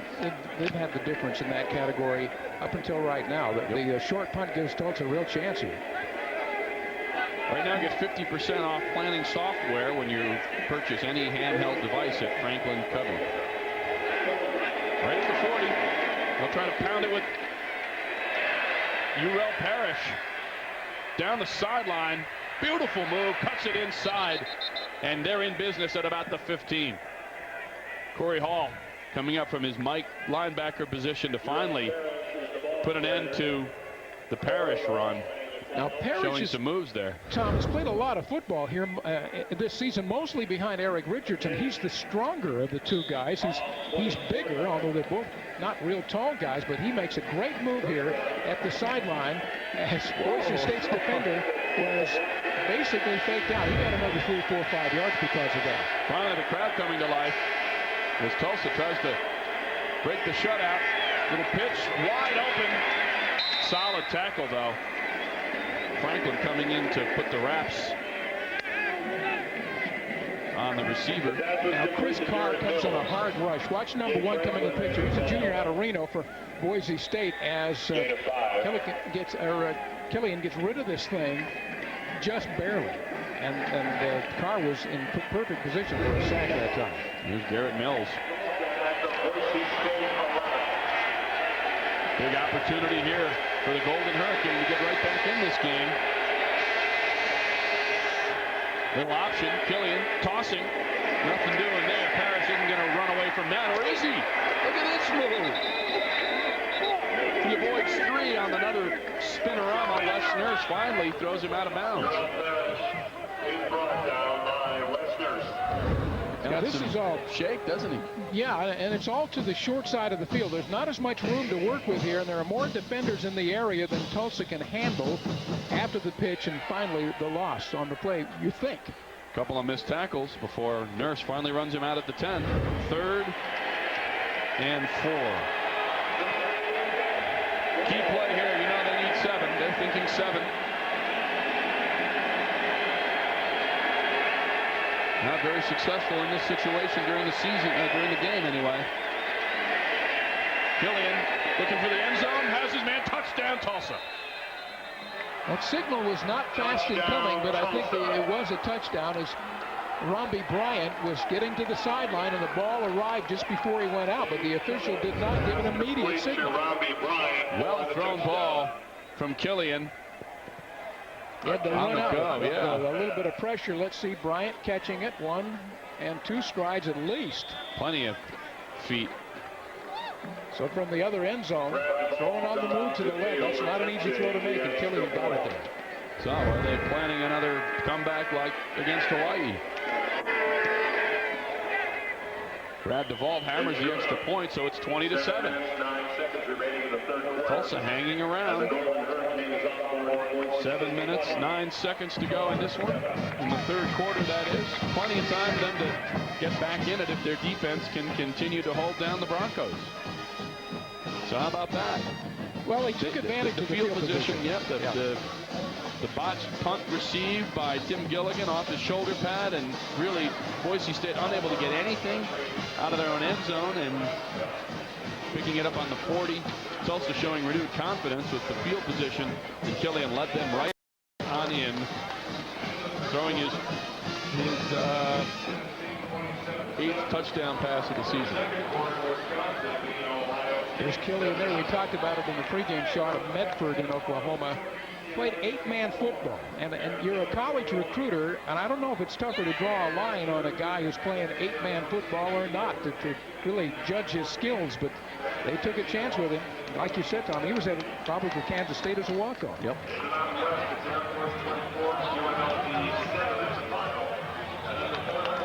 This is just his 8th start, so he's still learning, and very impressed with Charlie Stubbs' approach in our meetings with him this week.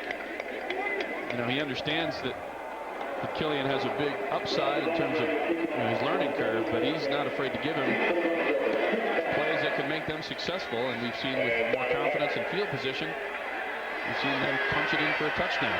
And here we see Boise State will not let the ball bounce in the end zone. They will not take a touchback. And as a result, once again, not great field position. Max Krause all over Chris Carr. So here I come. See what Ryan Dinwiddie and company can get done. Here you see 40 yards. Killian to Bryant.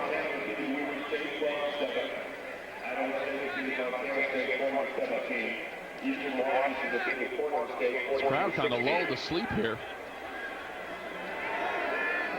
A lot of people here, but not a lot of noise.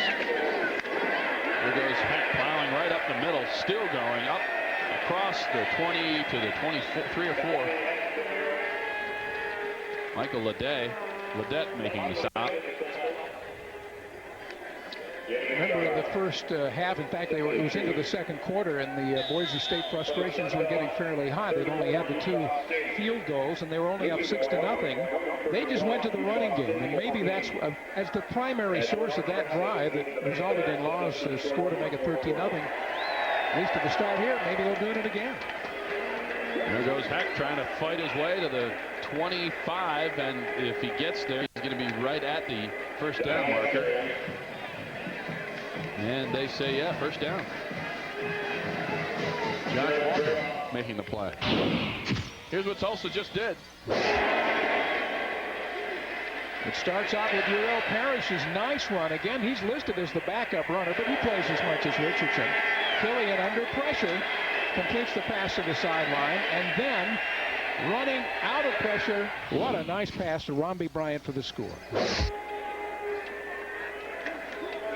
First down, Michael looking for more, runs right into a whole mess of Tulsa defenders led by Nick Bunting. We've been calling his name a lot. A very impressive true freshman for Tulsa. You know, I like this guy because he plays the game with some emotion. He's not big at all. He's not much more than 205 or 210 pounds, and he's just months off of Holland Hall's campus. I'm telling you, he's playing a nice game tonight. At Holland Hall, he led them in rushing, touchdowns, tackles, and sacks. He did a whole lot. Watch 41 slide right into the hole. Stood Michael right up.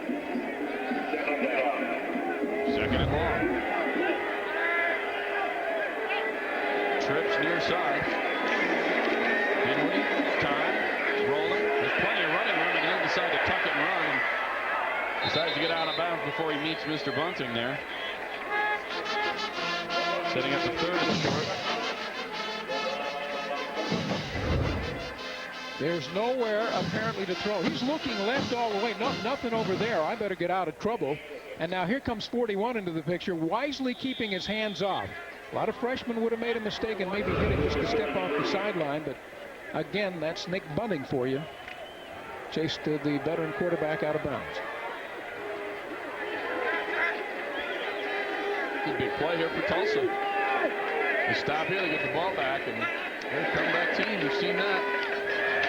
There goes Michael, first down as he crosses the 35. I believe it's good enough for first down yardage. Shannon Carter did his best to fill the hole. Here's another freshman. This guy's a baseball player, by the way, in the Toronto organization. That's right. Listen to this. Sounds of the game.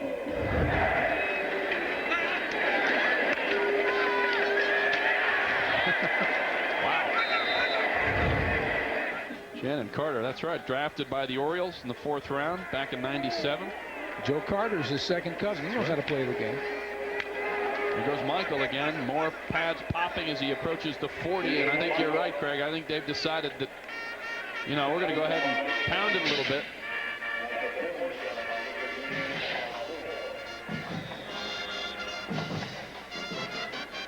Shannon Carter had a big week last week along with the rest of the Golden Hurricane defense. 7 tackles. What a twosome. The true freshman Carter, the true freshman Nick Bunting, middle linebacker. Solid future for the Tulsa defense. There goes Heck, running right into Clint Roundtree. Spun around a little bit. This looks like Rice, the Rice offense. Line it up and we'll see, put our bigs on your bigs and see if you can handle us.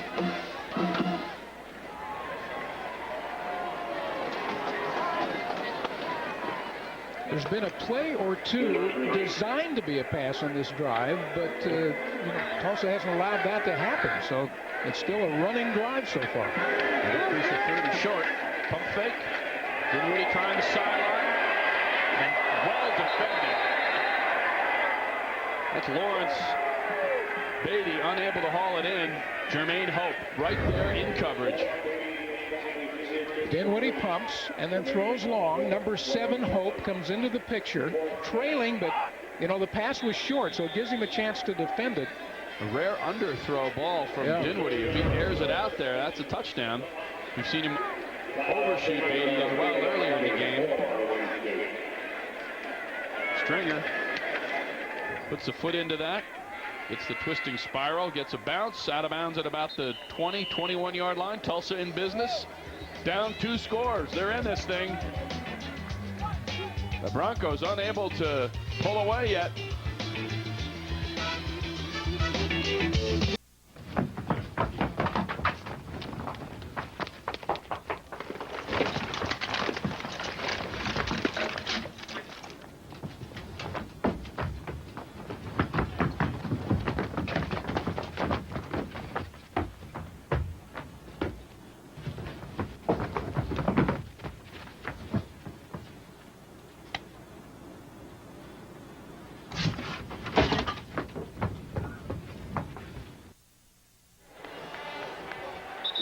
Tulsa hanging around. They've added a third-quarter touchdown, 20-7. Big play of the quarter presented by Xbox Live. Here's the Xbox big play. Craig, it's the touchdown pass. Robbie Bryant in the back of the end zone. Killian right on the numbers. You know, that was a good play by 2 people. I mean, the throw was where it had to be, but Bryant knew where he was on the field, and that's the way a veteran does it. See what Tulsa can do now with a little success, a little confidence. Killian out route, and it's complete. Short pickup. Gabe Franklin on the hit. Monteese Colton calling it in. Monteese, they call him Money, averaging 19.5 yards a catch as a touchdown. Look at that. Doesn't get much closer than that.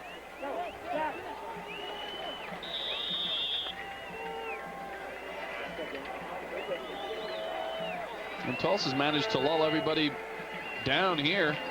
Crowd's been out of it most of the game, Craig. That's saying something here. This is a raucous place normally.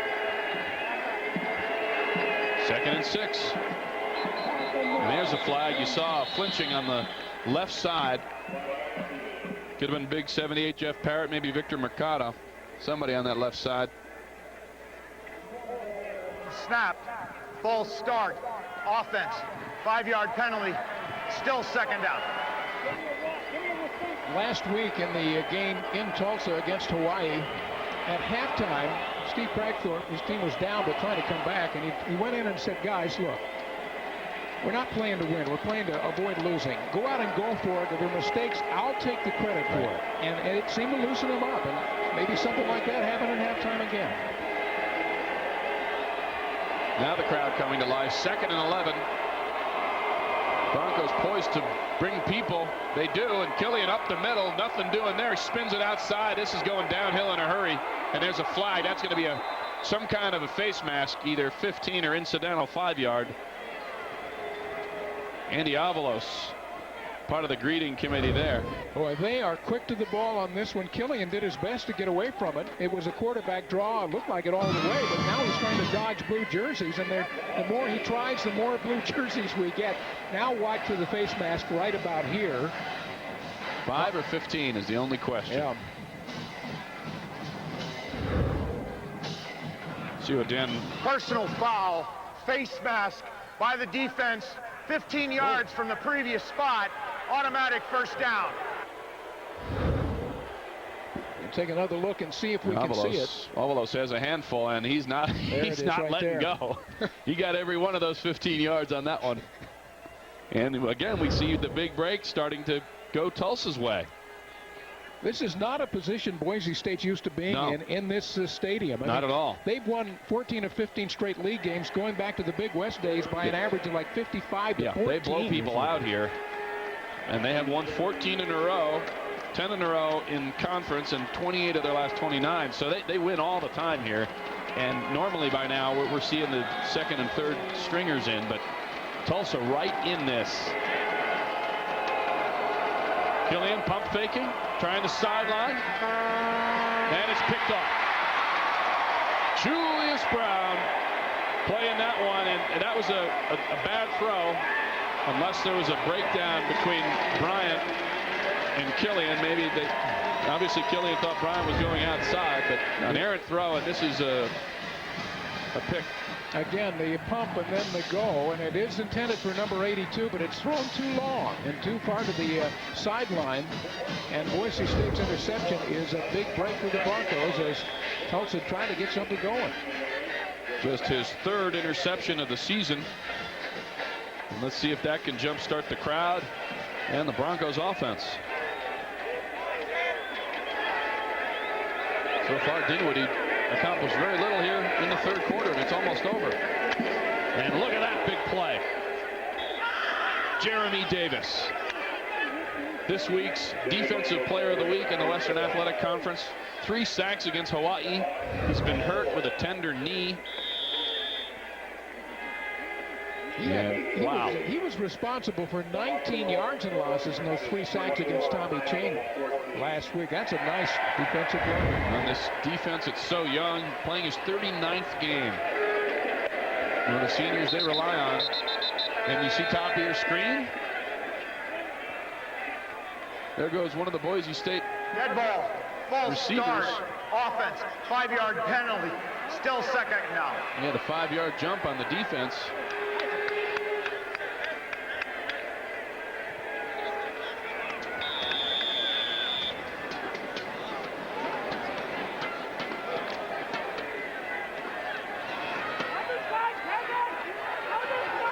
See what happens now on 2nd and 19.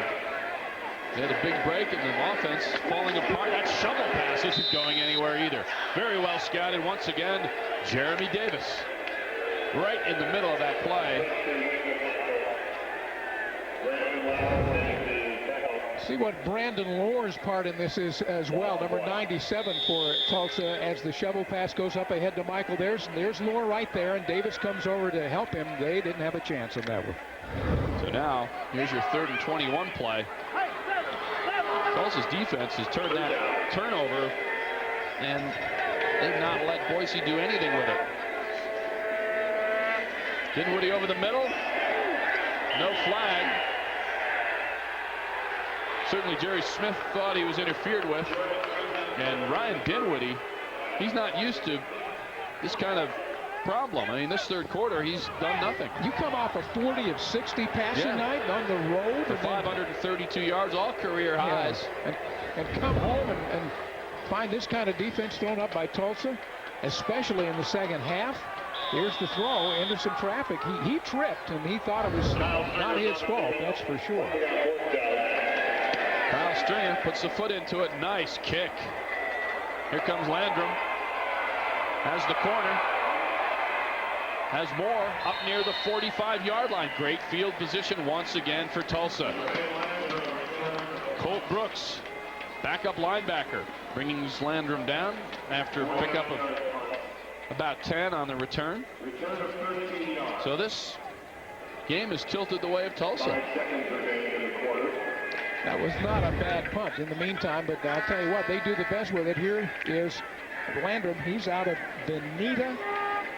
And he takes off down that side. Nice tackle try there. Tripped him up finally, but it was a pretty nice return by Tulsa. And you said, Tom, almost to the 45. See what Killian and company can get done here. Little play fake. Killian now feeling a little bit of heat. A lot of heat. Throws it out of bounds. No harm. They'll get 2nd and 10.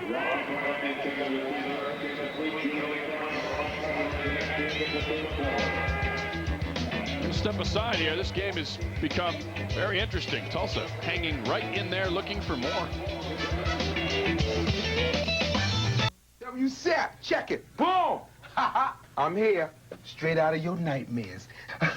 Excuse me? Excuse you nothing. I'll excuse you as soon as we play a little football. You understand me, sweet tooth? You don't play football. Every day I do. ESPN NFL football with the first-person football feature. Wow! Because I don't play. You know something? Oh, there you go. The little birdie's talking to me. He's saying Sap can't mess with you. Sap too slow. Rated E for everyone. Beginning of the 4th quarter now. Tulsa takes care of the ball at up near the 45-yard line. Let's look at the numbers through 3 quarters presented by Computech Consulting. Technology problems, not anymore. Craig, we'll get to you right after the play here. Killian rolling. And toss back, sniffed out. Mills wrapped up. Bronco party right there. Big loss. Now, we were talking about the Computech Consulting third quarter stats. Well, at halftime, I know this. Boise State had something like 256 yards. They have 290 now. Nothing happened in the third quarter for them.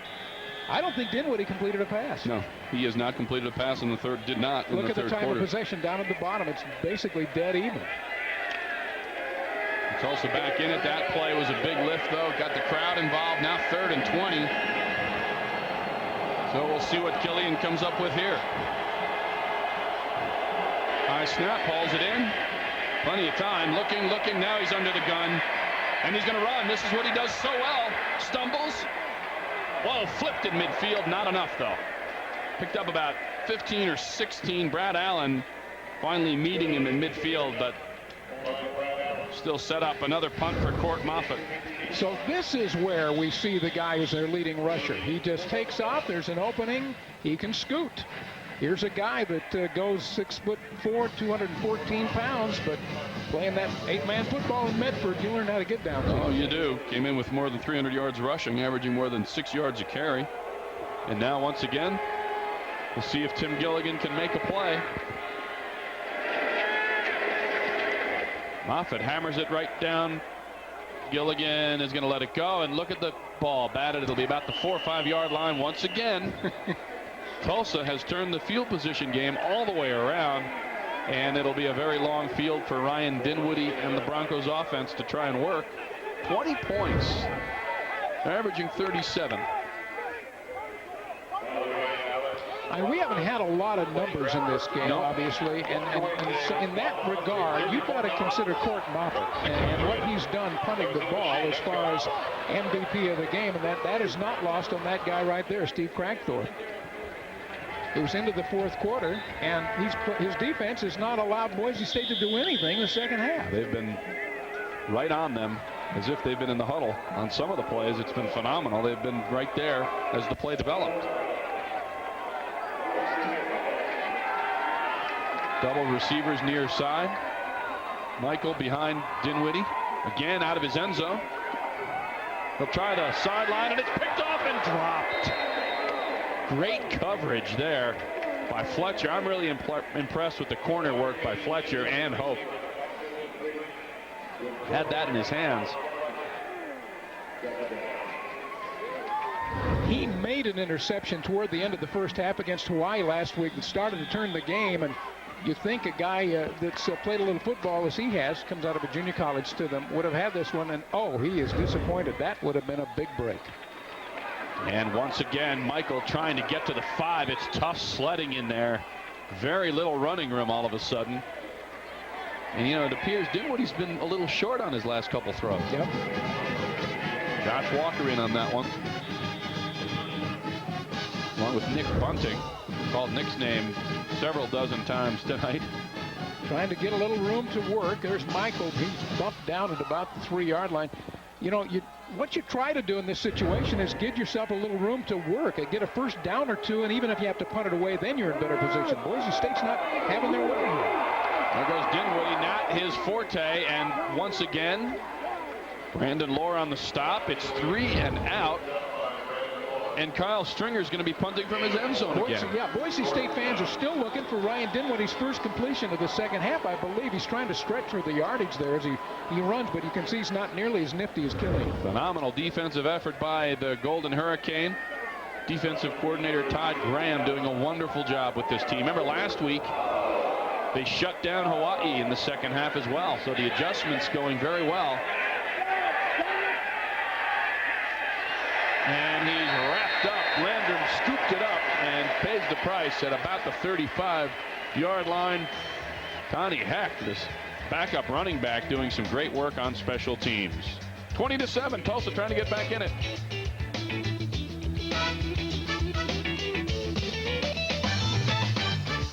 I know you guys like this defense. If they play man coverage the whole game, it's going to catch up to them. They could be in trouble. Yeah, there's just too much speed. You're right. Check this out. Look at this. Duck.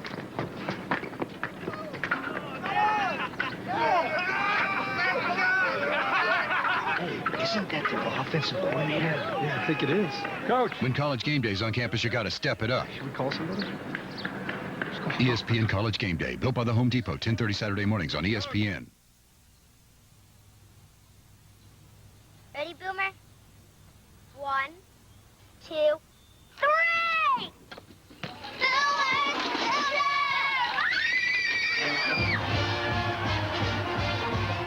ABC Sports, Saturdays, the home of college football.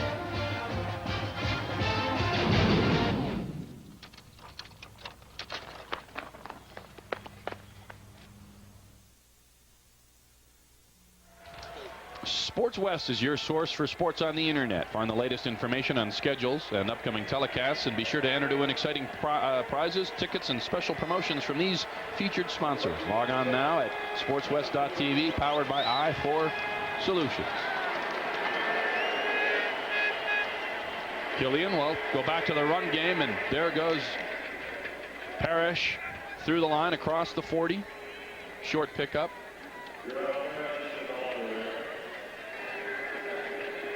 Wes Nurse along with Dane Oldham. This is Parrish, who in the fourth quarter had most of the yards for Tulsa last week against Hawaii. Here he takes this one, intended off the left guard tackle gap in there, and gets a couple of yards. I should correct myself. There is one completed pass by Ryan Dinwiddie in the second half. That shovel pass that we forgot about. Lost a couple of yards on that play. He wishes it had been complete. Killian under some pressure. And he's wrapped up, but still carries a Bronco up near the first down marker. Mike Williams, 6'2", 245. Killian, 6'4", 214. Killian carried him a little bit. Boy, what a nice dimension to have a quarterback that can do this. You like to have a guy that can throw the ball at that position, but he's nifty enough to get himself a couple of yards and things break down. Ticking down near 10 minutes to go in the ball game. 3rd and 2.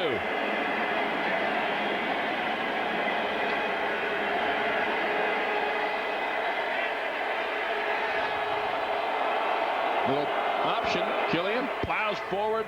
Looks like first down yardage.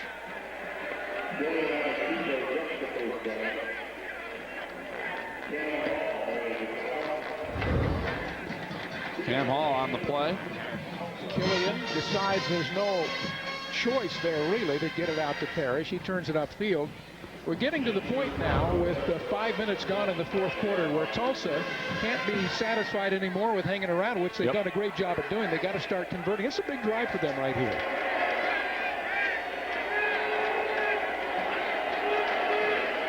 Killian under some pressure, has a man open down the middle. It's Blankenship, and he pays the price at the 25, lit up by Wes Nurse. I want to hear the sounds on that one, Craig. Well, it turns out that Nurse and car number 1 met together at number 16, the other color. As Blankenship, I thought he had the catch made. Boy, there's a collision, and that's what jarred it loose. Great play by number 21, Wes Nurse, the senior out of Federal Way, Washington. Caleb Blankenship, the junior from Tulsa Union High School there. 16 catches, 182 yards coming in. Going to take a breather after that one, and who can blame him? 2nd and 10.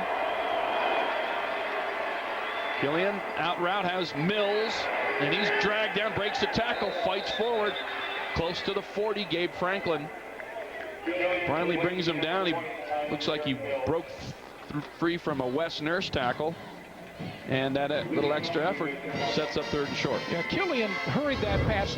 Travis Berger, number 13, comes on. You'll see him right there, and he was not fooled by all of that little razzle-dazzle attempt that might have been going on in the backfield. They make a nice play out of that finally, but Berger was the man to hurry it up a little bit. 3rd and 3. Crowd coming to life a little bit. It's a little chilly here in Boise. There's the toss. Parrish near the first down. Depends on the spot. They're saying 4th down. It will be 4th and very short. Decision time. Gabe Franklin on the play. It's probably 2 feet away from where he needs to be. And there's Steve Cragthorpe talking to the people upstairs. Here's the pitch. Parrish coming this way. Has to get past that line by about a yard there, and he falls just beyond it, but not enough for what he needed. So no measurement. The sight's good enough for the officiating crew. Tulsa going for it.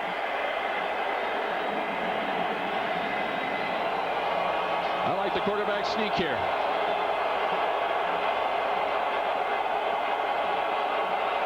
Oh, the option. The option's okay. When you're 6'4" and about 215 and a good runner, those are both good options. Leaning forward or taking it on the go with a pitch man with you. I thought he was going to go off the right hip of number 63, the guy that snapped him the ball, and there might have been an opening there, but there was also a little bit further out on the flank, and they've got new life here with plenty of time. So you were thinking sneak too? Well, it looked good to me. They'll take it any way they can. A sustained drive. Little play fake. And Berger under the gun, almost picked off. Berger claiming he was held. Julius Brown, solid coverage there. That's what he's making the case for. Little play action fake as he comes this way. He got a block from Caleb Blankenship to give him a little bit more time. But great coverage. That was a terrific deflection at the sideline.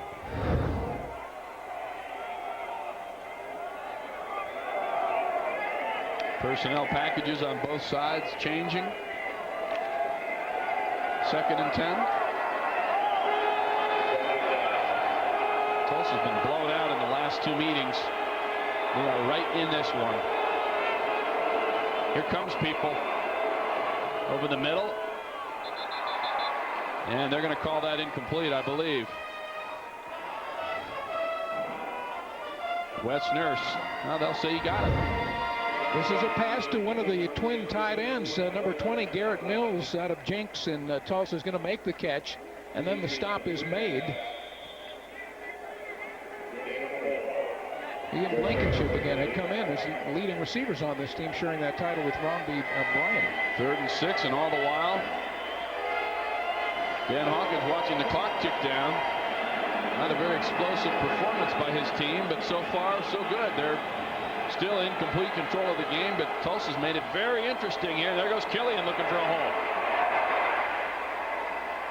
That's not going to be close to a first down on the quarterback delay. Corey Hall with help from Alex Guerrero. First time we've called Big Alex his name.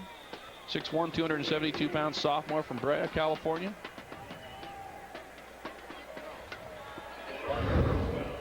A little bit of a high snap, probably not the way this play was designed, but he was taken off all the way, just trying to wait for the blocking to form, and really never did. 4th and 4, here we go. And he has Blankenship, and I believe they're going to give him a first down. Cam Hall on the coverage. Depends. Looked like he'd gone past the marker, but the spot is always the key. Now 31 is coming off to the left of the picture. You can't see him. He got rid of that ball just in time, which seems to be Killian's ability this season. Their sacks have been way down primarily because he knows how to do that, but another instant and number 31 was all over him. And it is a first down for Tulsa.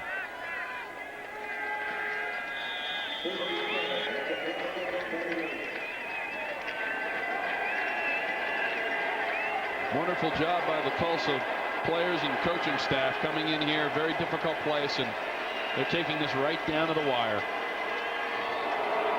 They'll try Parrish again. Very little there, maybe one.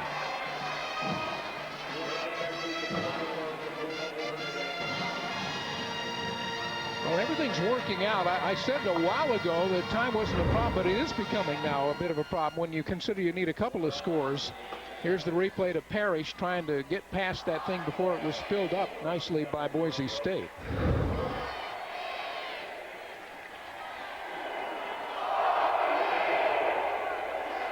Second and 9. Parrish alone in the backfield. Killian looking. Has Blankenship near the 20. Julius Brown right there.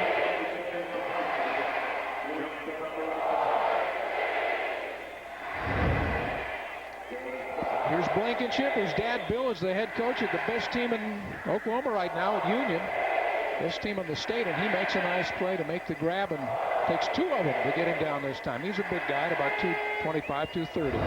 Feeling no ill effects from the shot he took a few minutes ago from Wes Nurse. 3rd and short again. Under 5 minutes, going to pop out. Nothing there for Richardson, but with a move, and he's going to be in.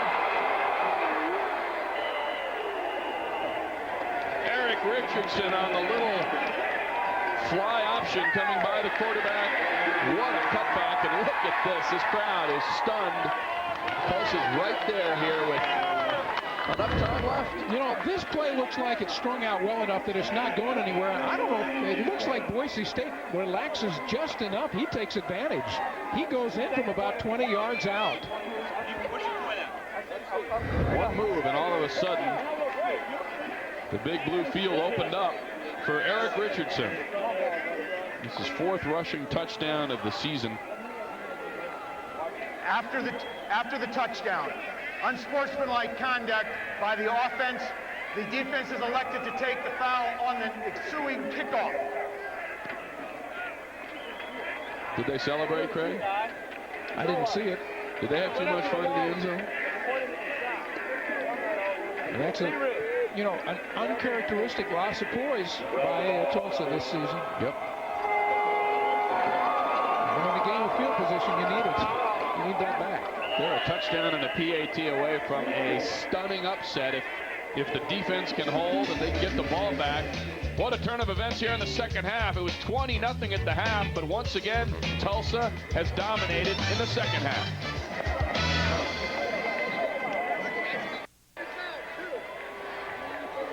Under 5 minutes to go. We have quite a game. Big play of the quarter presented by Xbox Live, and here it is, the Xbox big play. After that, well, we'll show you that after the kickoff. I was so excited about the move by Richardson that I was trying to see it soon. I have to wait. We've got it for you. Okay, thank you. Just don't get impatient here. We got to have this kickoff first, and it's going to be from the 20. And way back because of the penalty. Right. So, see what the Broncos can do with the short kickoff. Big hit. Bobby Blackshirt coming up to make the play. Now the big play of the quarter presented by Xbox Live. Here's the Xbox big play, Craig. And it's the touchdown run by Eric Richardson, his 4th of the season, and he never gave up on it. Isn't that kind of symbolic of what Tulsa's done this year? And in this game, they don't quit. No. We've seen it with Parrish, too. The other running back has made plays after the initial contact, cutbacks, fancy moves when some of the Bronco defense appears to let up a little, and they continue to run after the first hit. There goes Mikell looking for running room up near the 40. At this point, Boise State's in survival mode. Jermaine Hope bringing him down. Under 4.5 to go. Well, the number one thing for them, first of all, is they don't want to see the clock stop, I don't believe, for any particular reason. Now, here's the replay as Dinwiddie gets it to Mikell. They want to see if the running game could be effective, eat up yardage, and certainly eat up time.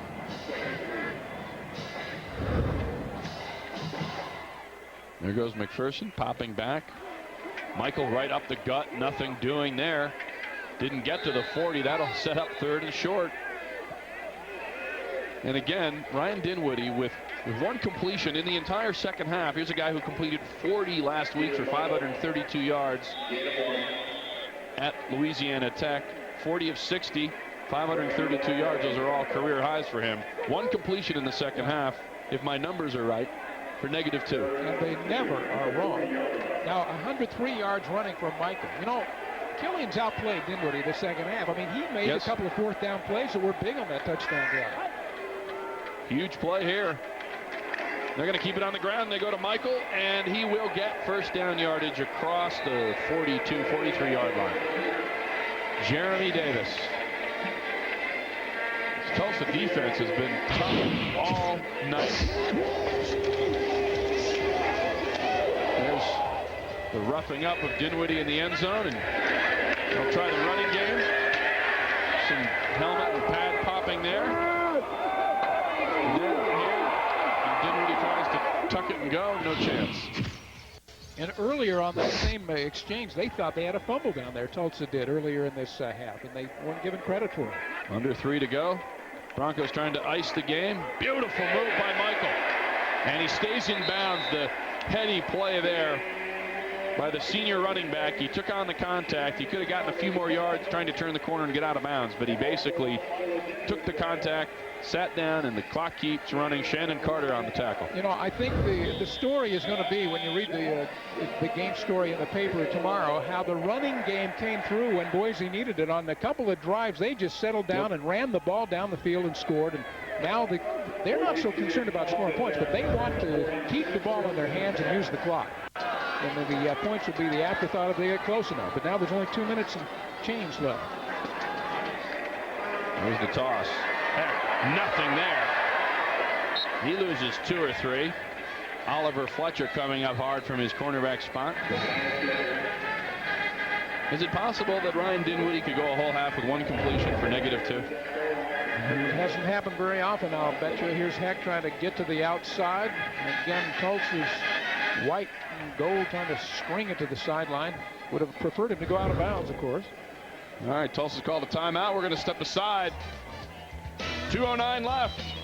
Tulsa trying to get the ball back and try to punch it in.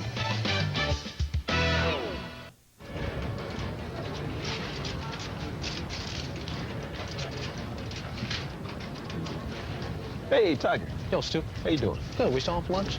Yeah. What do you say? Meet me in the lobby at 12:30? Perfect. Done. See you there. Bye, man.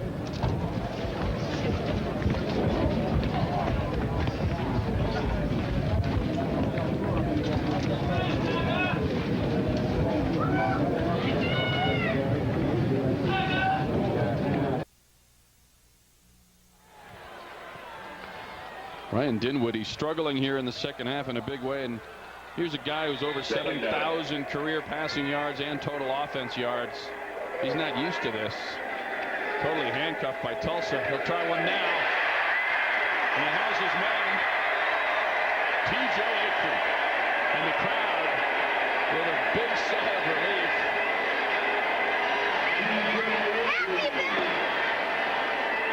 That's what they're used to around here. The quick strike, the big pickup. Into a little bit of traffic, though. This is a bit of a interesting call here. A couple of DBs not close enough to do Acree a lot of damage. He did a nice job to catch it, hold on, and get free. Here's a guy that, by the way, in a tighter game, he'll throw the ball. Acree threw a 37-yard touchdown, or a pass to Gilligan on a trick play that led to the first score against La Tech last week. Have to keep an eye on that, maybe, huh? Mikell looking for running room, bounces it outside, inside the 20. Huge evening for David Mikell. Kendrick Alexander coming up to make the play. Well, I'll tell you what, they made the play on the pass when they needed to make it the most, and credit to Boise State. Let's look at this last run again. As one decoy was coming to the outside, but Mikell takes it up the middle, gets some yardage. Now, something to consider here, and I assume it's not a big deal to Boise State as there's a timeout on the field, but they've had a real fumbling problem, and now would not be a time to give the ball up to Tulsa. Suggestion. The executive producer of Sports West Productions is Michael Miner. Today's game was produced by Jesse Christensen. This telecast was directed by Jim Orton. Technical director is Michael Brewerton. Thanks to our entire staff and crew here in Boise, Idaho. Nice job, guys. Dan Hawkins came to Boise State in 1997 as an assistant to Dirk Cutter. And all the time he's been here as an assistant and as a full head coach, they are 47-15, and they have just not been challenged very often like they are tonight in this stadium.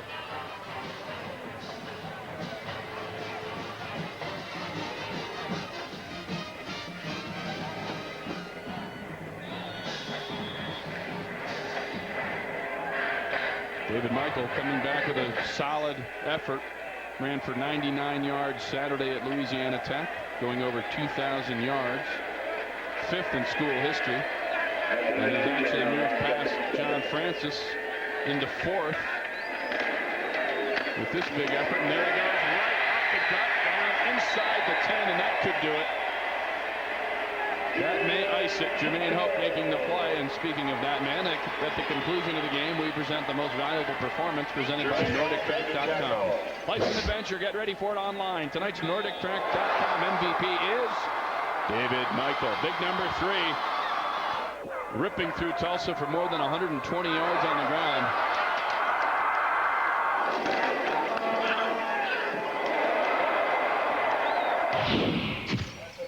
Certainly going to miss him.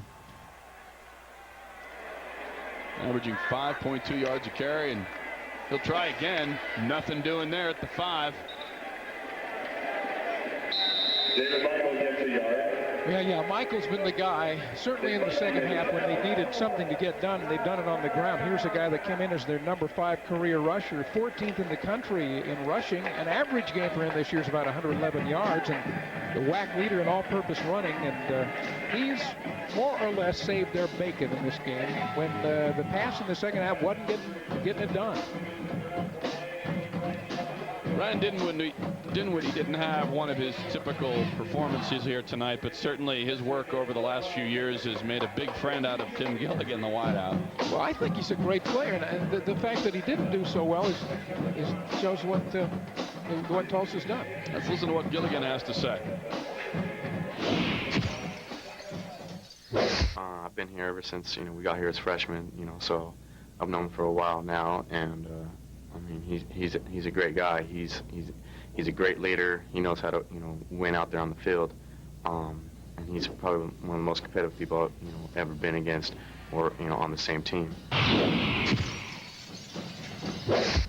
No question that this performance will send Dinwiddie back to the tape room to try to break down some of the things that went wrong here for this Boise State offense. He watches as much tape as anybody in the coaching staff. And as we prepared for this game, my feeling was, knowing what Tulsa had done coming into this game and knowing how tough it is to play here and win, that Tulsa might play valiantly, lose by maybe a couple of touchdowns at best, and that could still be the outcome here, and it certainly doesn't feel like that, does it, as we line up for the last minute of the game. Look at that, 12 of 26. I mean, that's way down for a guy who's up over 61%, near 62%.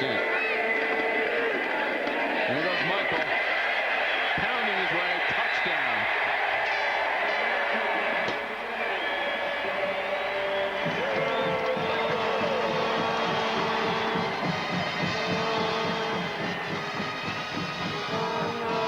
So Tulsa came back, making it a 6-point game, and with a lot on the line, Dinwiddie just gave the ball to number 3, and they fed David Mikell most of the way down the field. They had a big pickup on the pass play, but Mikell does most of the work and punches it in. Bronco fans happy the guy's finally healthy. Apparently he's not been playing at his top this year.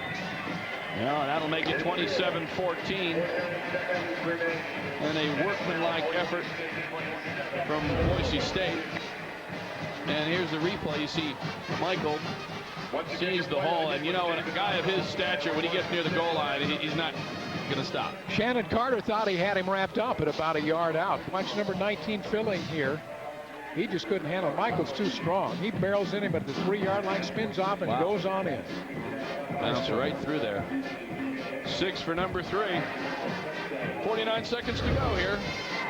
This one done. Boise State will move to 2-0 in the Western Athletic Conference. You see 68 yards in 4 minutes, and certainly they answered the bell, waking up from the doldrums of the second half. Tulsa's defense had a lot to do with it. It just shows you the competitive fire in this team. When they were pushed and in danger of losing, they just tucked it up and stuffed it in. There shouldn't be any question now, 6 games into this season, about the competitive nature of the new program at Tulsa University under Steve Crankthorpe. I mean, how many teams are going to come in and do this to Boise State?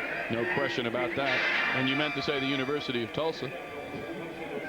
Because it is TU, but it is the University of Tulsa. That's right. Okay. I'm glad I stand corrected.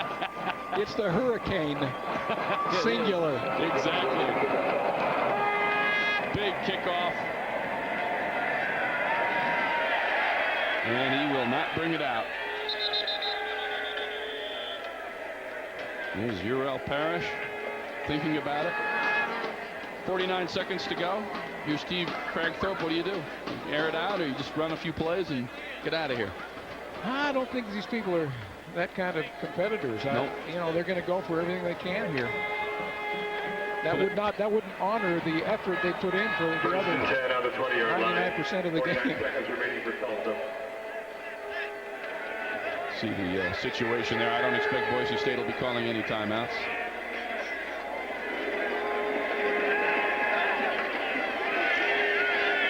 Killian trying to get something through the air. Has his man, and look at this! Look at this! Randy Bryant picking him up, and he's in. Well, let's answer that question, Craig Hislop. James Killian and Rambi Bryant hooking up for 86. Yeah, this starts as another one of those routine plays that Bryant is able to stay in bounds, and I'll tell you, there is no quit in this football team. I'm impressed with the effort here at the toughest, basically the toughest place to play in the WAC. They have made this a very quiet Bronco Stadium from halftime on. They have dominated here in the second half, except that one drive, and that extra point bounces off. Nothing doing there. Brad DeVault misses the PAT, but they have dominated this second half against Boise State, except for that one drive we just saw, and that'll be the difference in the game. And it's, you know, when we've talked about the role that David Michaels played here, and it turns out to be really big in the second half when Tulsa loaded up the pass defense, and Boise State couldn't do anything with it. Here's the play again. Perfect Bryant, throw. Yeah, breaks across the middle, down the sideline, and he's got everybody beat. And he shows the speed, but we were told this week he's the fastest guy from the outside, and that's obvious. 10th career touchdown for Bryant, who was shaken up a couple times earlier in the game, but he's come back, and look at that. Down the sideline, nobody's going to catch him.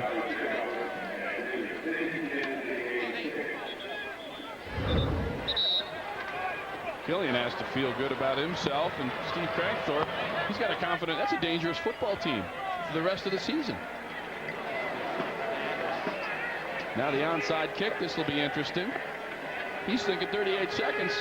We get the ball in 8 seconds, we got 30 seconds, and that one only took 11. We can win this game.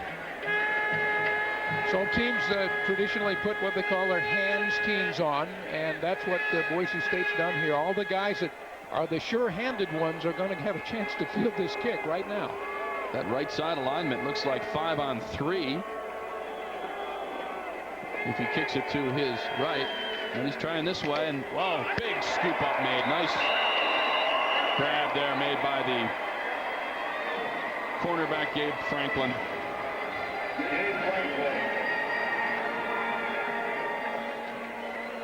Let's listen to that.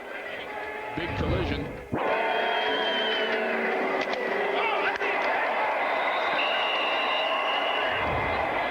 Wow. And Franklin there takes a little bit of a calculated risk because he went into the 10-yard zone early, but I guess he had confidence he was going to make a sure-handed grab. Otherwise, he touches that thing and it's up in the air. It's anybody's ball. This is a snap and go down, and this is not how the Broncos envision this one ending. Up a touchdown and taking a knee and surviving a visit from a team that won one game in the last 2 seasons, but it's a testimony to the work of the entire Cragthorpe staff. And Hawkins happy to see this one in. Yep, walking across the way to shake hands with an up-and-coming rival in the Western Athletic Conference.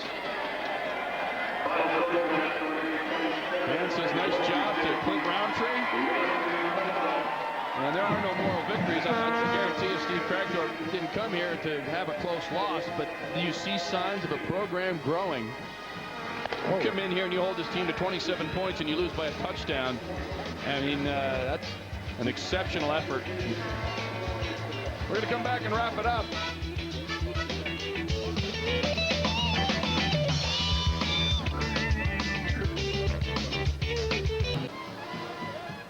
Remarkable defensive effort by the Golden Hurricane of Tulsa, but not quite enough. Let's look at tonight's final stats presented by Computech Consulting. Technology problems? Not anymore. Craig Hislop. Well, look at the total yards. It's an absolute standoff, and when you consider Boise State's well into the 500-yard category every game, that's quite a story. The time of possession's about dead even. First downs don't tell you anything. The rushing games are pretty close to being even, but of course Boise State the second half really got the running game going, and that's the big difference because the passing totals favor Tulsa in this game, which is amazing. Tulsa's defense holds Boise State 150 yards below what they normally get. Great effort, but they lose. This Sports West College football presentation is brought to you by NordicTrack.com. Life's an adventure. Get ready for it online. The Homestead, an adventurous resort for the mind. Panasonic wireless phones, ideas for life. And by the Franklin Covey family of products, including Palm and AT&T Wireless. Boise State's won 15 in a row now at home and 29 of their last 30. They're 2-0 in the conference. Tulsa, game effort, but they leave town 3-3, 1-1 in the Western Athletic Conference. So promotional consideration has been paid by the following. Sports West thanks these fine companies for their valuable support and services. This has been a presentation of Sports West Productions in association with the Western Athletic Conference. For more information about Sports West Productions, go online at sportswest.tv. For Craig Hislop and the entire hard-working staff and crew here in Boise from Sports West, Todd Kirkland saying thanks for watching and so long.